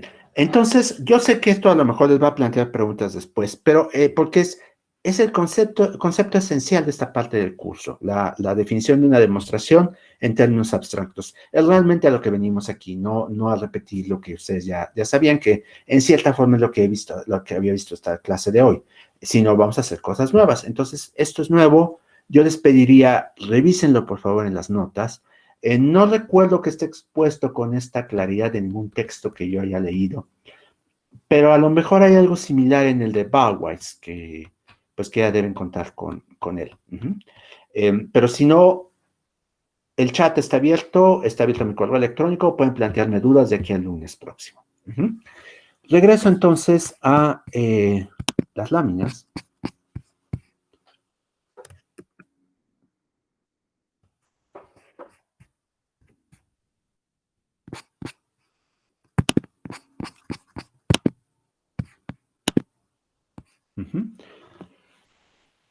Bien. Ya están viendo las láminas, ¿no? Entonces ya vimos cómo definimos formalmente una demostración y vi un ejemplo con Lukasiewicz, que es este que está aquí. Lo que tienen que entonces revisar es, por favor, con calma, la definición de demostración, ver cómo le hice con Lukasiewicz, va a quedar en el video. Pueden intentarlo ustedes con otras demostraciones y si hay dudas, el próximo lunes empezamos con esa parte. Ahora, continúo entonces diciéndoles, bueno, Lukasiewicz está muy bien porque es muy bonito para ilustrar la definición de demostración, pero realmente no es el sistema de demostración que a mí me gustaría presentarles porque en términos humanos es bastante difícil de hacer cosas con Lukasiewicz. Las demostraciones pueden ser muy complicadas. Primero tendríamos que introducir por definición las demás conectivas lógicas que no figuran en los axiomas de Lukasiewicz, y esas son todas, ¿no? Son, salvo implicación y negación, tenemos que definir disyunción, conjunción y doble implicación. Y segundo, las demostraciones suelen tomar mucho tiempo en Lukasiewicz. Entonces, yo lo que voy a hacer es presentarles un sistema mucho más humano, que yo creo que es el que han de haber visto con Christian, que es deducción natural, y que además exhibe métodos de demostración que son muy comunes, que se ocupan en otras disciplinas, especialmente los matemáticos suelen utilizar estos métodos, y se llama deducción natural porque al matemático que lo inventó, fueron ideas que fueron de Gensen a Beth y viceversa. Entonces es una creación un poco colectiva, pero a los que lo inventaron les pareció que reflejaba mejor la forma en que hacemos demostraciones. Deducción natural, entonces, como recordarán, bueno, me detengo. ¿Todo el mundo conoce deducción natural? No. ¿No? Bien.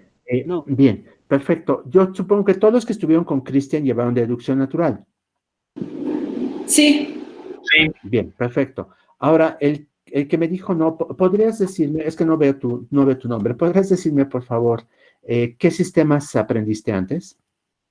Es que, pues, como aprendí lógica, no vimos deducción natural, saltamos directamente a las reglas de proposicional y de ahí a cuantificacional y demás, pero nunca vimos como tal esto, porque justo me parece que es un sistema como más apegado al trabajo matemático que se hace en filosofía, y supongo que por eso no lo vimos, pero en realidad, pues, no sé, no, bueno, no lo he escuchado de él, pero no lo conozco, pues, como tal, las reglas. Sí. No hay problema con eso, no te preocupes. No, de hecho, además, yo te diría que deducción natural está bastante más apegado a filosofía también que otros sistemas. Nada más que la tradición filosófica, la inercia filosófica, te diría yo, más que la tradición filosófica. La inercia filosófica ha sido de enseñar otros sistemas. ¿Qué pasó? Que cuando estos sistemas surgieron, fue una creación de matemáticos con inclinaciones filosóficas o filósofos con inclinaciones matemáticas, como quieras llamarlos. Los primeros sistemas son axiomáticos. El de Russell, por ejemplo, que es el clásico. Es un sistema axiomático. Pero ya en la práctica, en los 30, los matemáticos lo abandonaron por completo. Y yo diría que muchos filósofos también. En la actualidad yo creo que los filósofos pueden ganar mucho en olvidarse de los sistemas axiomáticos y de concentrarse en deducción natural. Nada más los pueden usar como lo hice yo. Lo presento en 3 láminas y pasas a otra cosa. Te va a parecer mucho más sencillo deducción natural. Pero mi pregunta es no si la viste, sino ¿qué viste en lugar de deducción natural? Lógica proposicional. ¿Pero con qué sistema axiomático? Con las reglas de inferencia, no nos dijeron específicamente cuáles eran o de dónde venían, solo nos las hicieron aprender. Tenías modus ponens, me imagino. Ajá, sí, modus ponens, tollens, los silogismos, ¿qué más? Conjunción, simplificación, adición, y las de equivalencia, implicación material, equivalencia material, asociación, conmutación, y eran en total 20, además de muchas que vimos como aparte. Las de Quine y las de... Sí. No recuerdo el otro autor, pero son de equivalencia también. Son equivalencias. Mira, es curioso, fíjate que esas reglas las encuentras en libros de lógica para computación.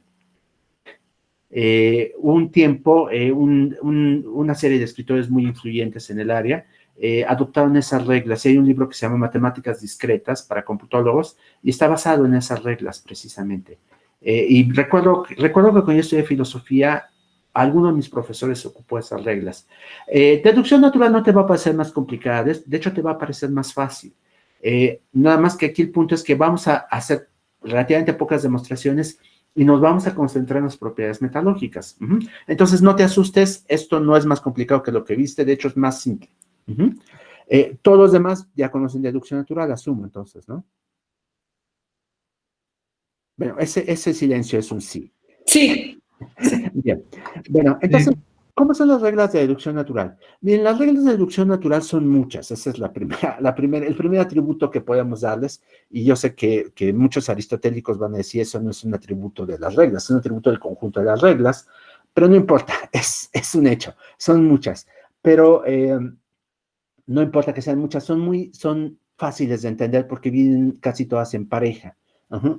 Vamos a tener reglas a las que vamos a llamarles reglas de introducción y las voy a señalar con la letra I, vean, son las reglas para introducir fórmulas y reglas para eliminarlas que las señalo con la letra E de eliminación. Entonces, ahí está, I, introducción, E, eliminación.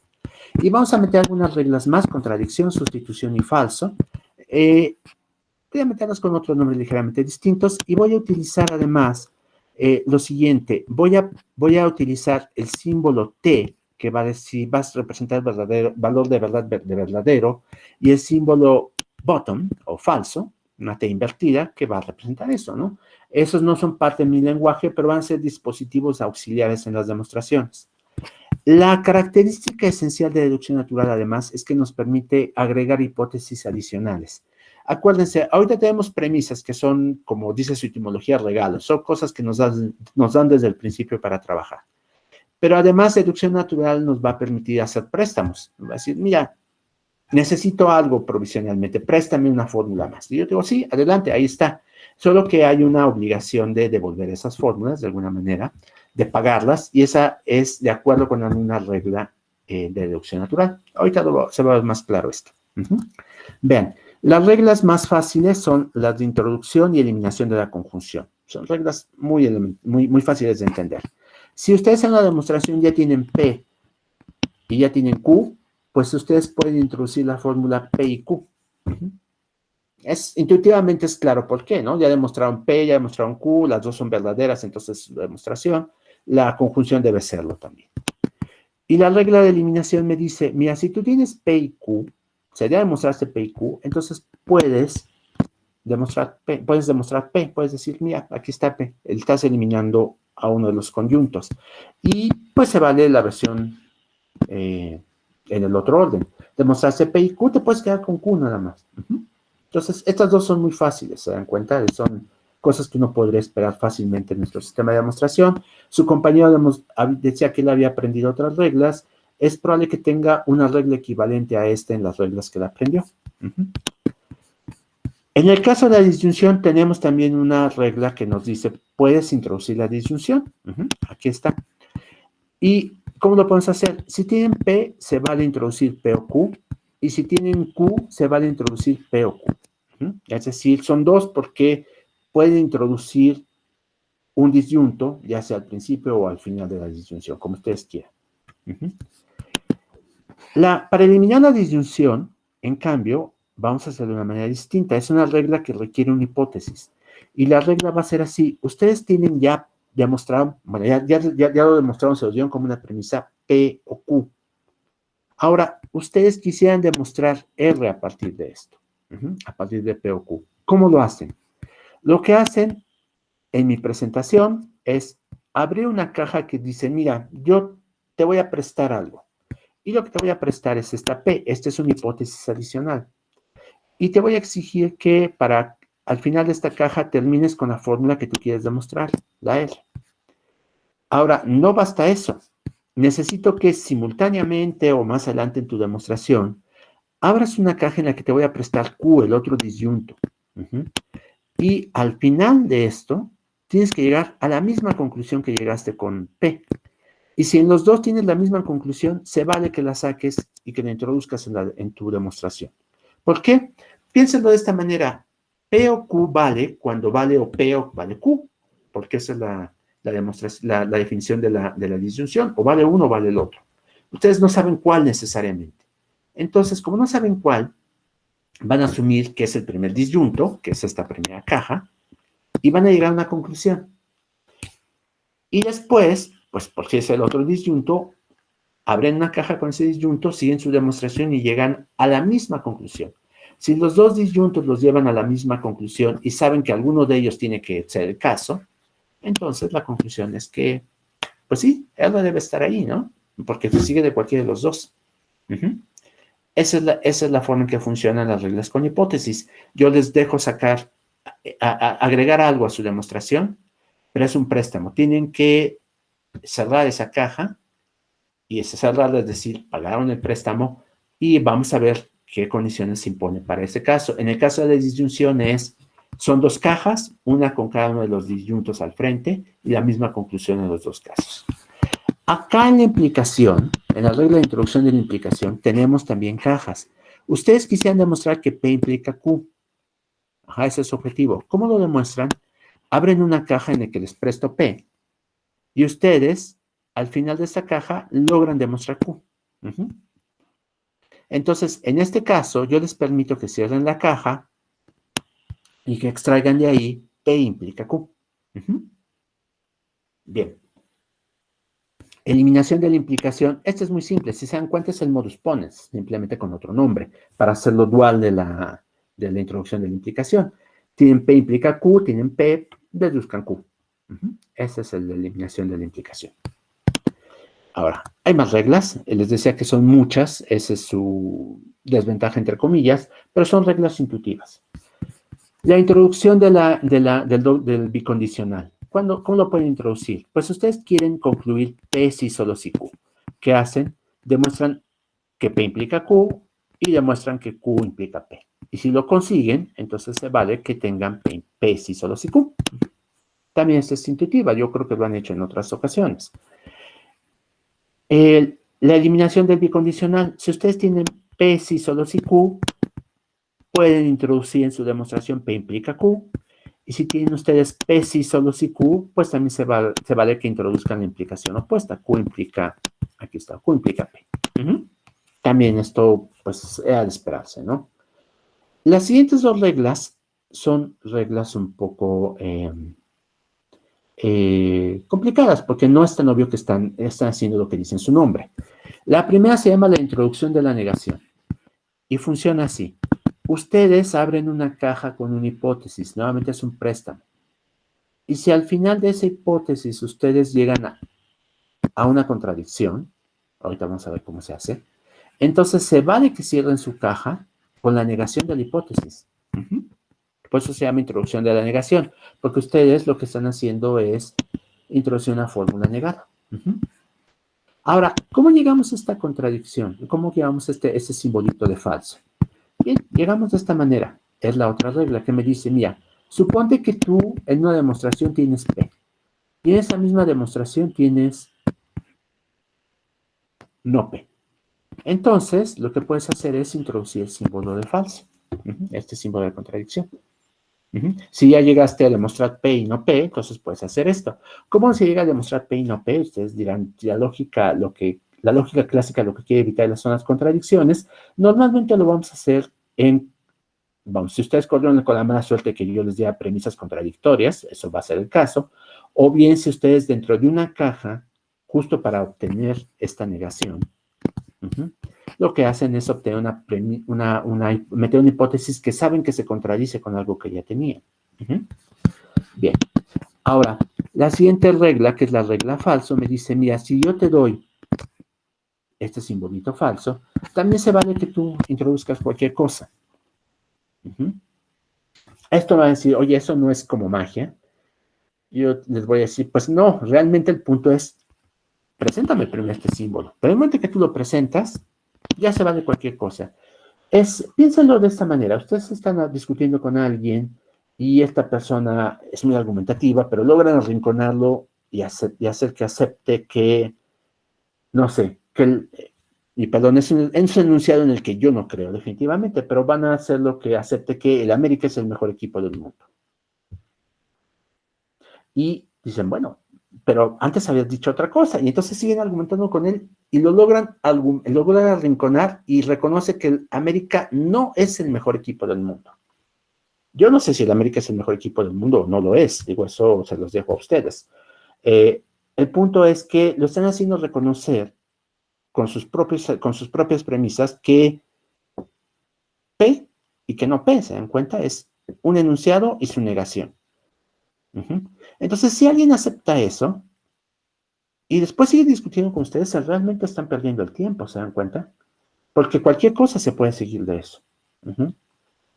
Cuando tiene una contradicción, la contradicción, su valor de verdad es falso, y entonces falso implica cualquier cosa.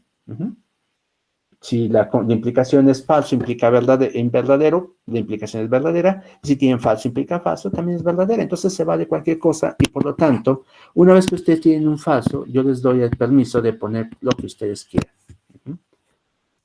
Esto va a ser útil en algunas demostraciones, van a ver que no es una regla simplemente que está ahí de relleno.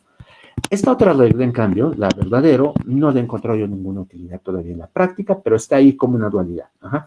En cualquier momento pueden decir verdadero. Va a estar bien, entonces pueden hacerlo y si les es útil, pues háganlo. Las últimas dos reglas. La regla de contradicción se parece mucho a la regla de introducción de la negación, pero no es exactamente igual. Vean, nuevamente es una regla en la que hay una caja, en la que yo introduzco una hipótesis, pero en este caso la hipótesis está negada. Y entonces yo los dejo que pues sigan con su demostración, lleguen a una contradicción que esté indicada justo por este simbolito, producto de algo así como esto, y entonces ya que llegan a la contradicción, entonces les permito que saquen de la caja las fórmulas en la negación. Esa es la regla de contradicción. Es muy parecida a esta, simplemente en este caso, en el de la introducción de la negación, la hipótesis no están pensando en una fórmula negada, o no la van a ver ustedes así, y se trata de sacar la negada. En la regla de contradicción están pensando que la fórmula tiene una negación y la sacan sin la negación. La última regla, sustitución, me dice, mira, si tú ya tienes una equivalencia lógica, se vale que la utilices para sacar nuevos teoremas. Es decir, tienes una equivalencia lógica, tienes una fórmula gamma en la que es un componente, uno de los lados de la equivalencia lógica, entonces se vale que digas, pues mira, de este otro lado, tú puedes sacar la misma fórmula gamma, pero ahora reemplazas el componente alfa por el componente beta. Ustedes demuestran que no P es equivalente a P, lo vamos a hacer más adelante, y entonces si tienen que P implica Q, pueden ustedes introducir la fórmula no P implica Q, porque es equivalente. Bien. ¿Dudas sobre los nombres y esas cosas? Sí, yo tengo una. Adelante. Bueno, no me queda del todo claro la eliminación de la negación, sobre todo porque si no me falla la memoria en el curso con con Cristian, eliminación de la negación la vimos como la que aparece acá como contradicción. Ajá. Lo que Bien. pasa es que cometemos una hipótesis negada y sale sin negarse, ¿no? Eliminación de la negación. Entonces no sé acá cómo funciona la eliminación de la negación. Ajá. Bien, esa es una buena pregunta. Mira, estas son cuestiones notacionales. Es decir, el nombre que Christian le dio a la que le llamo C es negación de la negación, eliminación de la negación. Yo le estoy llamando contradicción. No te preocupes, ahorita es una cuestión de etiquetas. Hay una razón de fondo por la cual yo prefiero el nombre de contradicción y no es simplemente porque está en más libros que la de Christian. Eso es irrelevante. Hay muchos libros que tienen la notación que utiliza Christian. El punto es que contradicción es una es una regla muy controvertida. Uh-huh. Los intuicionistas no la aceptan, por ejemplo. Ajá. Entonces, si nosotros eliminamos esta regla de nuestro sistema de deducción natural, tenemos un sistema de demostración intuicionista. Y por lo tanto es práctico que la regla que vamos a sacar de este sistema se llame contradicción porque los intuicionistas se oponen a la contradicción. Punto. Entonces, por esas razones que yo prefiero esta notación, pero si no, piénsalo simplemente que yo ocupo un nombre, le puse un nombre distinto, cambié los nombres, puedes pensarlo así si tú prefieres, ¿no? Ajá. Nada más, lo importante es el significado de la regla. Uh-huh. Que esta regla en la que yo introduzco una fórmula negada y al final le quito la negación, en este curso se llama contradicción. Uh-huh. No te preocupes porque haya esa disparidad de nombres. Uh-huh. ¿Algún otro comentario o pregunta de ustedes? Sí, profe, ¿podría volver a explicar la de verdad y la última también, por favor? Ajá. No me quedan claras. Sí, con mucho gusto, pero ¿les parece mejor que haga demostraciones y la veamos ahí? Yo creo que va a quedar más claro ahí, porque ahorita las estoy presentando y es una explicación muy abstracta, pero una vez que las ocupemos, yo creo que va a quedar más claro cómo funcionan. La de verdad, no te voy a dar ningún ejemplo, porque como te digo, está ahí por dualidad, pero realmente no lo ocupamos mucho. Uh-huh. La de sustitución, en cambio, sí la vamos a ocupar varias veces. Uh-huh. Bien, entonces, si no hay otra duda, me gustaría comenzar entonces a presentar demostraciones. Uh-huh. ¿Les parece bien? Yo, Sí, adelante. me parece que justo la de falsedad y verdad, Uh-huh. en el sistema, bueno, en proporcional normal, sí aparecen, pero no las conocemos así, bueno, aparecen ya cuando estás deduciendo y más bien son justo reglas que vimos después o de una forma más avanzada, como el principio de explosión que dice que si tú tienes una contradicción o que si algo es falso en una implicación, pues se sigue lo que sea. Y me parece que más o menos a eso refiere la de falsedad. Sí, Y la otra podría verse justo como el principio opuesto, que no sé si sea el nombre apropiado, pero principio de implosión, donde si tú en una implicación tienes el consecuente verdadero por la tabla de verdad misma, tu conectiva principal, la consecuencia, va a ser verdadera también. Ajá. Entonces no sé si puedo hacer como análogo a eso estas dos reglas. sí, por supuesto. Esa es tienes toda la razón. De hecho, falsedad está basada en esta idea de la explosión. Una vez que tienes una falsedad, cualquier cosa se sigue. Explosión en el sentido de que explota el número de cosas que puedes hacer. Explosión en este caso es crece sin control lo que tú puedes introducir. Y la otra implosión en el sentido de que se reduce lo que puedes hacer porque estás forzado a meter algo que sea verdadero. Uh-huh. Y entonces se compacta, se colapsa lo que puedes hacer. Entonces sí, son nombres apropiados, por supuesto. Los nombres pueden variar. Yo seguía la anotación anteriormente que seguía gente con la que estudié y ahora decidí adaptarla a esta que me parece más homogénea. Son 3 reglas a las que les cambié el nombre, pero estas me parece que son muy claras en cuanto a lo que van a hacer.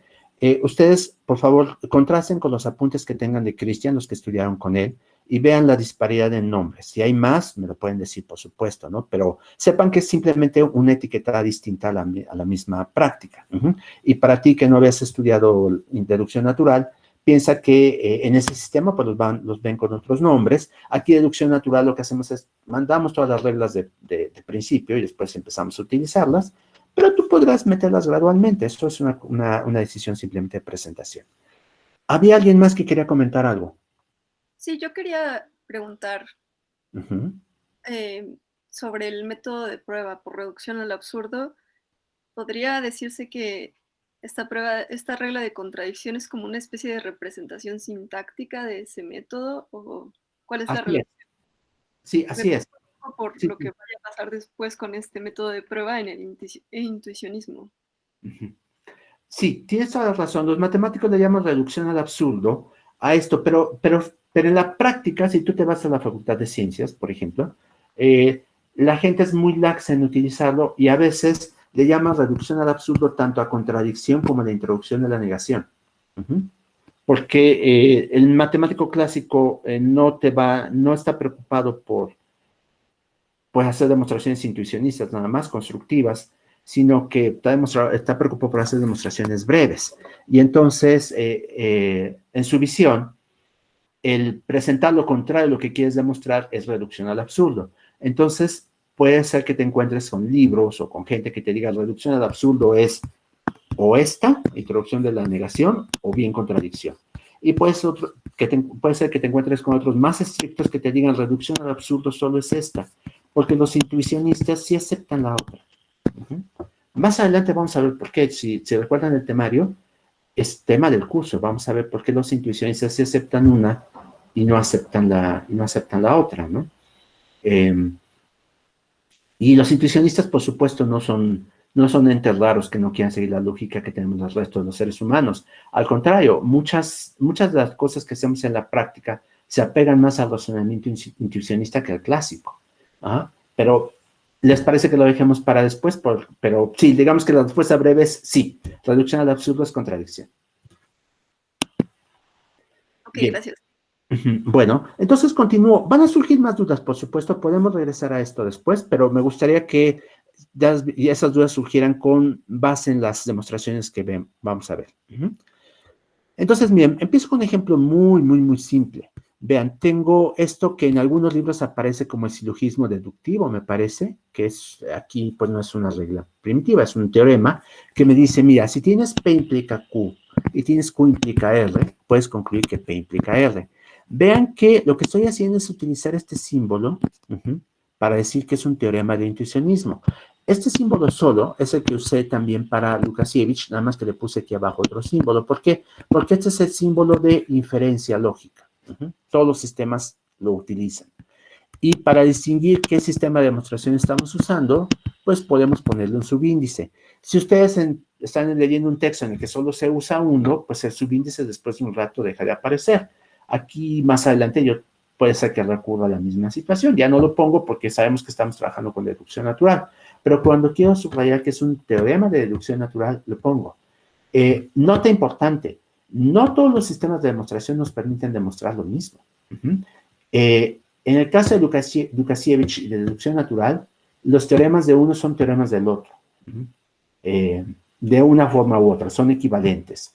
Y las reglas que aprendió su compañero, de las que nos está hablando hace rato, también son equivalentes a deducción natural. Pero uno puede pensar en sistemas que no lo sean. El intuicionismo en particular no puede demostrar todos los teoremas de deducción natural. Bueno, pues esa es la idea, precisamente. Los intuicionistas querían excluir algunas cosas y por eso es que no todo es demostrable, ¿no? Pero ese es tema que viene después. Entonces, ya que tenemos esto, nuestra tarea en este momento es demostrar el teorema de que si tenemos las premisas P implica Q y Q implica R, entonces de esto se puede deducir P implica R. ¿Y cómo lo hacemos? Pues, la parte fácil, por supuesto, es que empezamos nuestra demostración con P implica Q y con Q implica R porque son premisas. Y vean cómo lo que hago después es introducir una hipótesis. Yo utilizo esta notación de una caja porque delimita exactamente cuál es el alcance de las hipótesis. Ustedes introducen cosas aquí a la caja y al final obtienen la conclusión y pueden sacar la conclusión de la forma autorizada por la regla. Todo lo que está aquí ya no se puede usar en el resto de la demostración. Una vez que se cierra una caja, no se vale usar lo que está dentro. Entonces, por eso me parece que las cajas son gráficamente son muy claras en lo que estamos haciendo. Va a haber libros en los que estas dependencias de hipótesis y conclusiones se marquen o con rayas, por ejemplo, que van de aquí a acá, del 3 al 5, o con colores, o con listas de cosas, listas de dependencias. Es legítimo. Ustedes lo pueden hacer conmigo. Me pueden entregar una demostración que recurra a ese método. A mí me gusta más este, pero se vale que ustedes lo hagan de otra manera. Entonces, vamos entonces con la demostración ahora sí. Les decía, tenemos estas premisas, mi hipótesis adicional es P, y entonces la tarea para poder concluir P implica R, por supuesto, la tarea es demostrar R adentro. Pero vean que no es muy difícil. Con P aquí, yo puedo aplicar eliminación de la implicación a P implica Q. Me quedo solo con el consecuente y lo pongo aquí en 4. Y con Q, pues puedo repetir eliminación de la implicación. Vean, tengo el consecuente y me puedo quedar solo con, perdón, el antecedente y me puedo quedar con el consecuente, que es R. Entonces tengo que de 2 y 4 se sigue R. Y eso es justo lo que quería demostrar yo. Entonces puedo concluir de esto, puedo sacar de la caja, P implica R. El primer renglón de la caja implica el segundo, el último. Por esa razón, en mis demostraciones y en muchos libros, ya no suele escribirse explícitamente a qué renglones le aplicamos introducción de la implicación, porque introducción de implicación son necesariamente al primer renglón de la caja y al último. Entonces es redundante. Pero pueden hacerlo, podemos escribir aquí 3,5. ¿Queda clara esta demostración? Sí. Sí. ¿Sí? Bien. Entonces, esta es la más sencilla, pero es así como el paradigma de cómo van a ser las siguientes. Bien, mi siguiente demostración demuestra lo que en muchos libros se conoce como silogismo disyuntivo. Yo en mis premisas cuento con P o Q y tengo con no P. Entonces, de esto deduzco Q. Bien, ha de esperarse, ¿no? Si P o Q vale, pues es porque vale una de las dos, y si yo sé que que P no vale, pues la que tiene que valer es la otra, ¿no? Es lo que estamos diciendo aquí. Bien, y en esta demostración en particular voy a utilizar eliminación de la implicación, de la disyunción y la regla falso.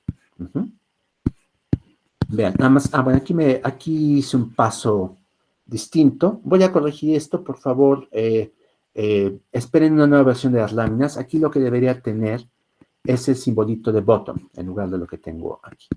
Vean, tengo P o Q, que es mi primera premisa. Y tengo no P, que es mi otra premisa. Entonces, como tengo una disyunción, lo que hago es, en esta opción que yo elegí, abro simultáneamente cajas en donde la hipótesis que me permite abrirlas son los disyuntos. En este caso, P de un lado y Q del otro. Y mi meta, por supuesto, es quedarme con Q, ¿no? Porque eso es lo que tengo aquí como parte del teorema. Entonces, ya que tengo P, en este caso, bueno, esta de acá, pues se dan cuenta que es trivial, ya tengo Q y no tengo que hacer gran cosa. Pero este lado tengo P. Y entonces, aquí yo estoy presentando como introducción de la conjunción, permítanme corregirlo, adaptarlo a las notas que tengo ahora.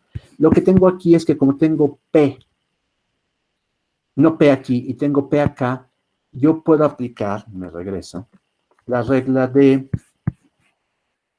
eliminación de la negación, e introducir en su lugar bottom. Entonces aquí en esta demostración, aquí lo que debe tener es el símbolo de bottom. Y entonces, dado que tengo bottom, aplico la regla de falso que me dice, pues pon lo que quieras. Esta regla de acá. Ya tienes bottom, pon lo que quieras. Y en particular, pues lo que quiero, es lo que me conviene es poner Q. ¿Se dan cuenta? Pongo aquí Q, justificado con esta regla falso. Esta sí está de acuerdo con la notación que presenté. Y como tengo Q en ambos lados, entonces la regla de eliminación de la disyunción, me regreso un poco para que la vean otra vez, me dice, ya que tienes la misma conclusión en las dos cajas, es legítimo sacarla. ¿Qué es lo que estoy haciendo aquí? Estoy sacando la conclusión. Q en ambos lados. Ahí está. Bien. Ejemplo 3. El teorema que se conoce como el teorema de la doble negación, que aquí voy a abreviar en lo subsecuente como TDN, porque va a ser un teorema que voy a utilizar mucho, que me dice que P es equivalente a no P.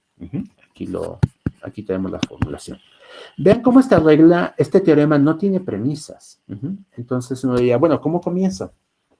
Pues en muchas ocasiones lo que conviene es pensar en la conectiva principal de lo que queremos demostrar y pensar cómo podría obtener esta conectiva. Vean, aquí la conectiva principal es el bicondicional. Entonces, suena que, pues tal vez no sea mala idea empezar a demostrar la implicación en una dirección, es decir, P implica no P, y eso es lo que dice en el paso 5, ¿se dan cuenta?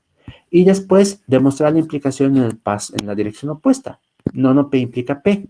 Y con las dos, pues yo puedo obtener, con la regla de introducción del bicondicional, el número 11, que es lo que yo quería. P sí, solo sí, no P. Todo el mundo sigue cuál es la estrategia que voy a seguir. Para demostrar un bicondicional, voy a demostrar la implicación en una dirección y después la implicación en la otra dirección. Ahora, ya que sabemos que eso es lo que queremos hacer, vean, esta es una implicación. Una forma fácil de obtener implicaciones es con introducción de la implicación, por supuesto, ¿no? Entonces ya tengo yo querría hacer esto. Y para hacer esto, para introducir la implicación, yo querría abrir una caja en la que mi primer renglón es el antecedente de la implicación, vean, aquí coincide, y mi último renglón es el consecuente de la implicación, aquí coinciden. Entonces, esta es una forma de planteárselo. Esto suelo hacer en el pizarrón, por cierto, y lo que hago generalmente es eso, empezar con las cosas a las que quiero llegar y voy rellenando los pasos intermedios, y creo que es más didáctico. Pero, pues, ahorita el coronavirus nos impide estar utilizando ese método, entonces por eso le estoy explicando así, ¿no? Pero bueno, vean, aquí está. Queremos, a partir de P, obtener no P. ¿Y cómo lo puedo hacer? Vean, pues vean, pongo una nueva caja dentro de la caja, y eso se vale. O sea, dentro de las cajas pueden ir tantas cajas como sean necesarias. Aquí este método Matrushka no tiene restricciones.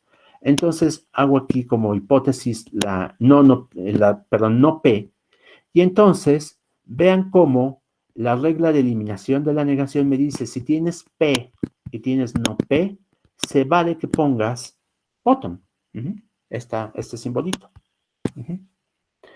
Y con este simbolito decimos, ya que lo tienes ahí, en una caja, ¿se acuerdan que tenemos la regla de introducción a la negación que me decía?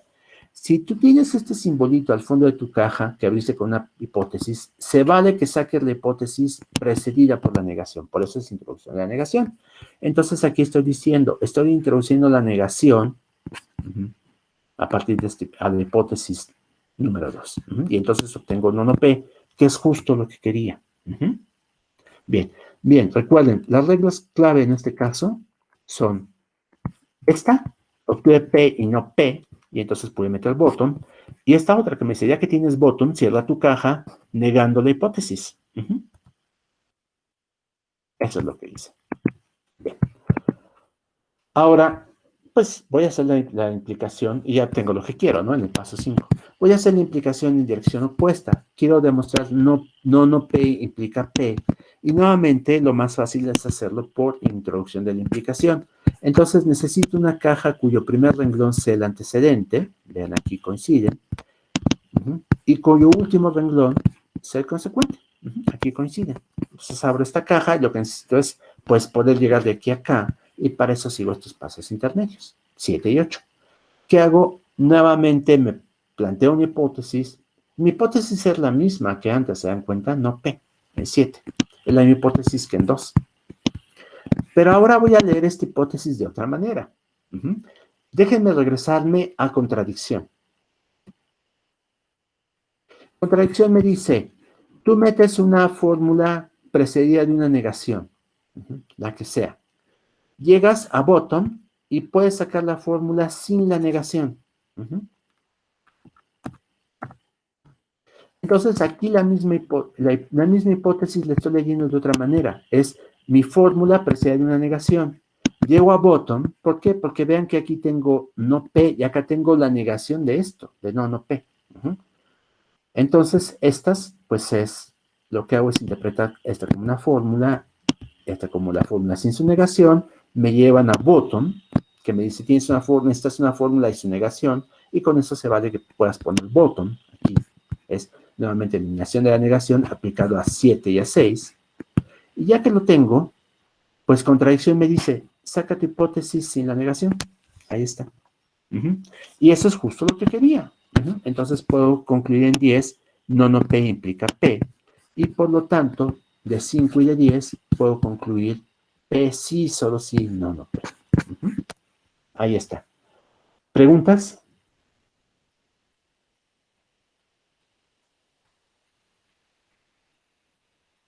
¿No? Bien, entonces espero que este teorema haya quedado claro. Si hay dudas, nuevamente al principio de la próxima clase nos pueden plantear, o si prefieren antes por el chat o por correo electrónico. Tengo una demostración más, que es una de las reglas de De Morgan. Es una demostración bastante larga. Entonces, no sé si preferirían revisar las que ya hice con calma y después regresamos a esta otra, a la próxima clase. Yo creo que hay suficiente material aquí. Ese es una cuarta parte del curso. Es realmente el tema más breve, pero de todas maneras representa casi una cuarta parte del curso. Vamos a la lámina 31 de 51. Yo creo que vamos a un buen ritmo y, como les dije, en este caso que estamos tomando clases virtuales, lo que creo que es más viable no es estar 4 horas pegadas escuchando una voz monótona, y mi voz es monótona, yo lo sé, sino escuchar algunas cosas que sirvan de punto de partida, y ustedes se van en el resto de la clase a revisar los libros, los ejercicios, y yo veo que, por cierto, algunos ya pensaron con deducción natural, y eso es lo que vamos a ver la próxima clase, y con base en eso, pues discutimos el próximo lunes. ¿Les parece bien? Sí. Sí, de acuerdo. Con esto ya podemos... Perdón. Con esto ya podemos resolver el primer ejercicio de 1.2, ¿verdad? Me parece que sí, pero si ustedes prefieren, podríamos posponerlo incluso un poco. Pero sí, podrán ya atacarlo. Ya hay compañeros suyos que como constan de deducción natural ya lo hicieron, de hecho. Entonces pueden hacerlo. Yo voy a corregir, por cierto, la demostración en la que no sigo esta notación para que quede más claro. Va a estar listo hoy mismo, para que si prefieren consultar las notas a partir de esa versión, se puede hacer. Si no, nada más tomen en cuenta lo que dije aquí. Bien. Me parece que alguien más quería decir otra cosa. Yo nada más tenía una duda. Si los ejercicios que le mandamos los está regresando con observaciones o no. No, eso para discutir aquí en clase. Entonces yo tomo alguno de ellos y lo ataco. ¿Por qué es importante que los hagan todos? Porque miren, yo no puedo discutirlos todos, son 16 alumnos, no habría forma de hacerlo. Además se vuelve muy monótono porque de esos 16 alumnos, 15 hicieron la misma respuesta, ¿no? La idea más bien es que ustedes hagan un esfuerzo por resolver las cosas por sí mismos, que la discutamos aquí en clase y que si su respuesta es radicalmente distinta a la que discutimos aquí, digan, Francisco, yo lo hice de otra manera. O incluso si a usted le salió otra cosa, digan, oye, Francisco, estás mal. La solución es esta. Y entonces podemos abordar esos casos. Si ustedes se confían y piensan que, pues otro de mis compañeros va a presentar su propia solución, normalmente es cierto, normalmente alguien lo hace, pero entonces no tienen la oportunidad de practicar. Y cuando llegue la tarea, pues se empiezan de cero. Entonces mi recomendación es, háganlo todos, a sabiendas de que no vamos a discutir las soluciones de todos, ¿no? Como una práctica. Bien, ¿alguna otra pregunta, observación, queja? Profe, pues sí, con respecto a esto que habla de los ejercicios, pues yo sigo teniendo problemas con formas conjuntivas, entonces no sé si sea posible que usted nos pueda enviar siquiera uno de los ejercicios pues completamente resueltos como para uno estudiarlos y poder, digamos, darle solución también como al examen, ¿no? Claro. ¿Qué les parece esto? Yo vi que varios de ustedes lo resolvieron correctamente. ¿Les parece que me autorizan los que lo resolvieron correctamente a subir sus respuestas a la página del curso?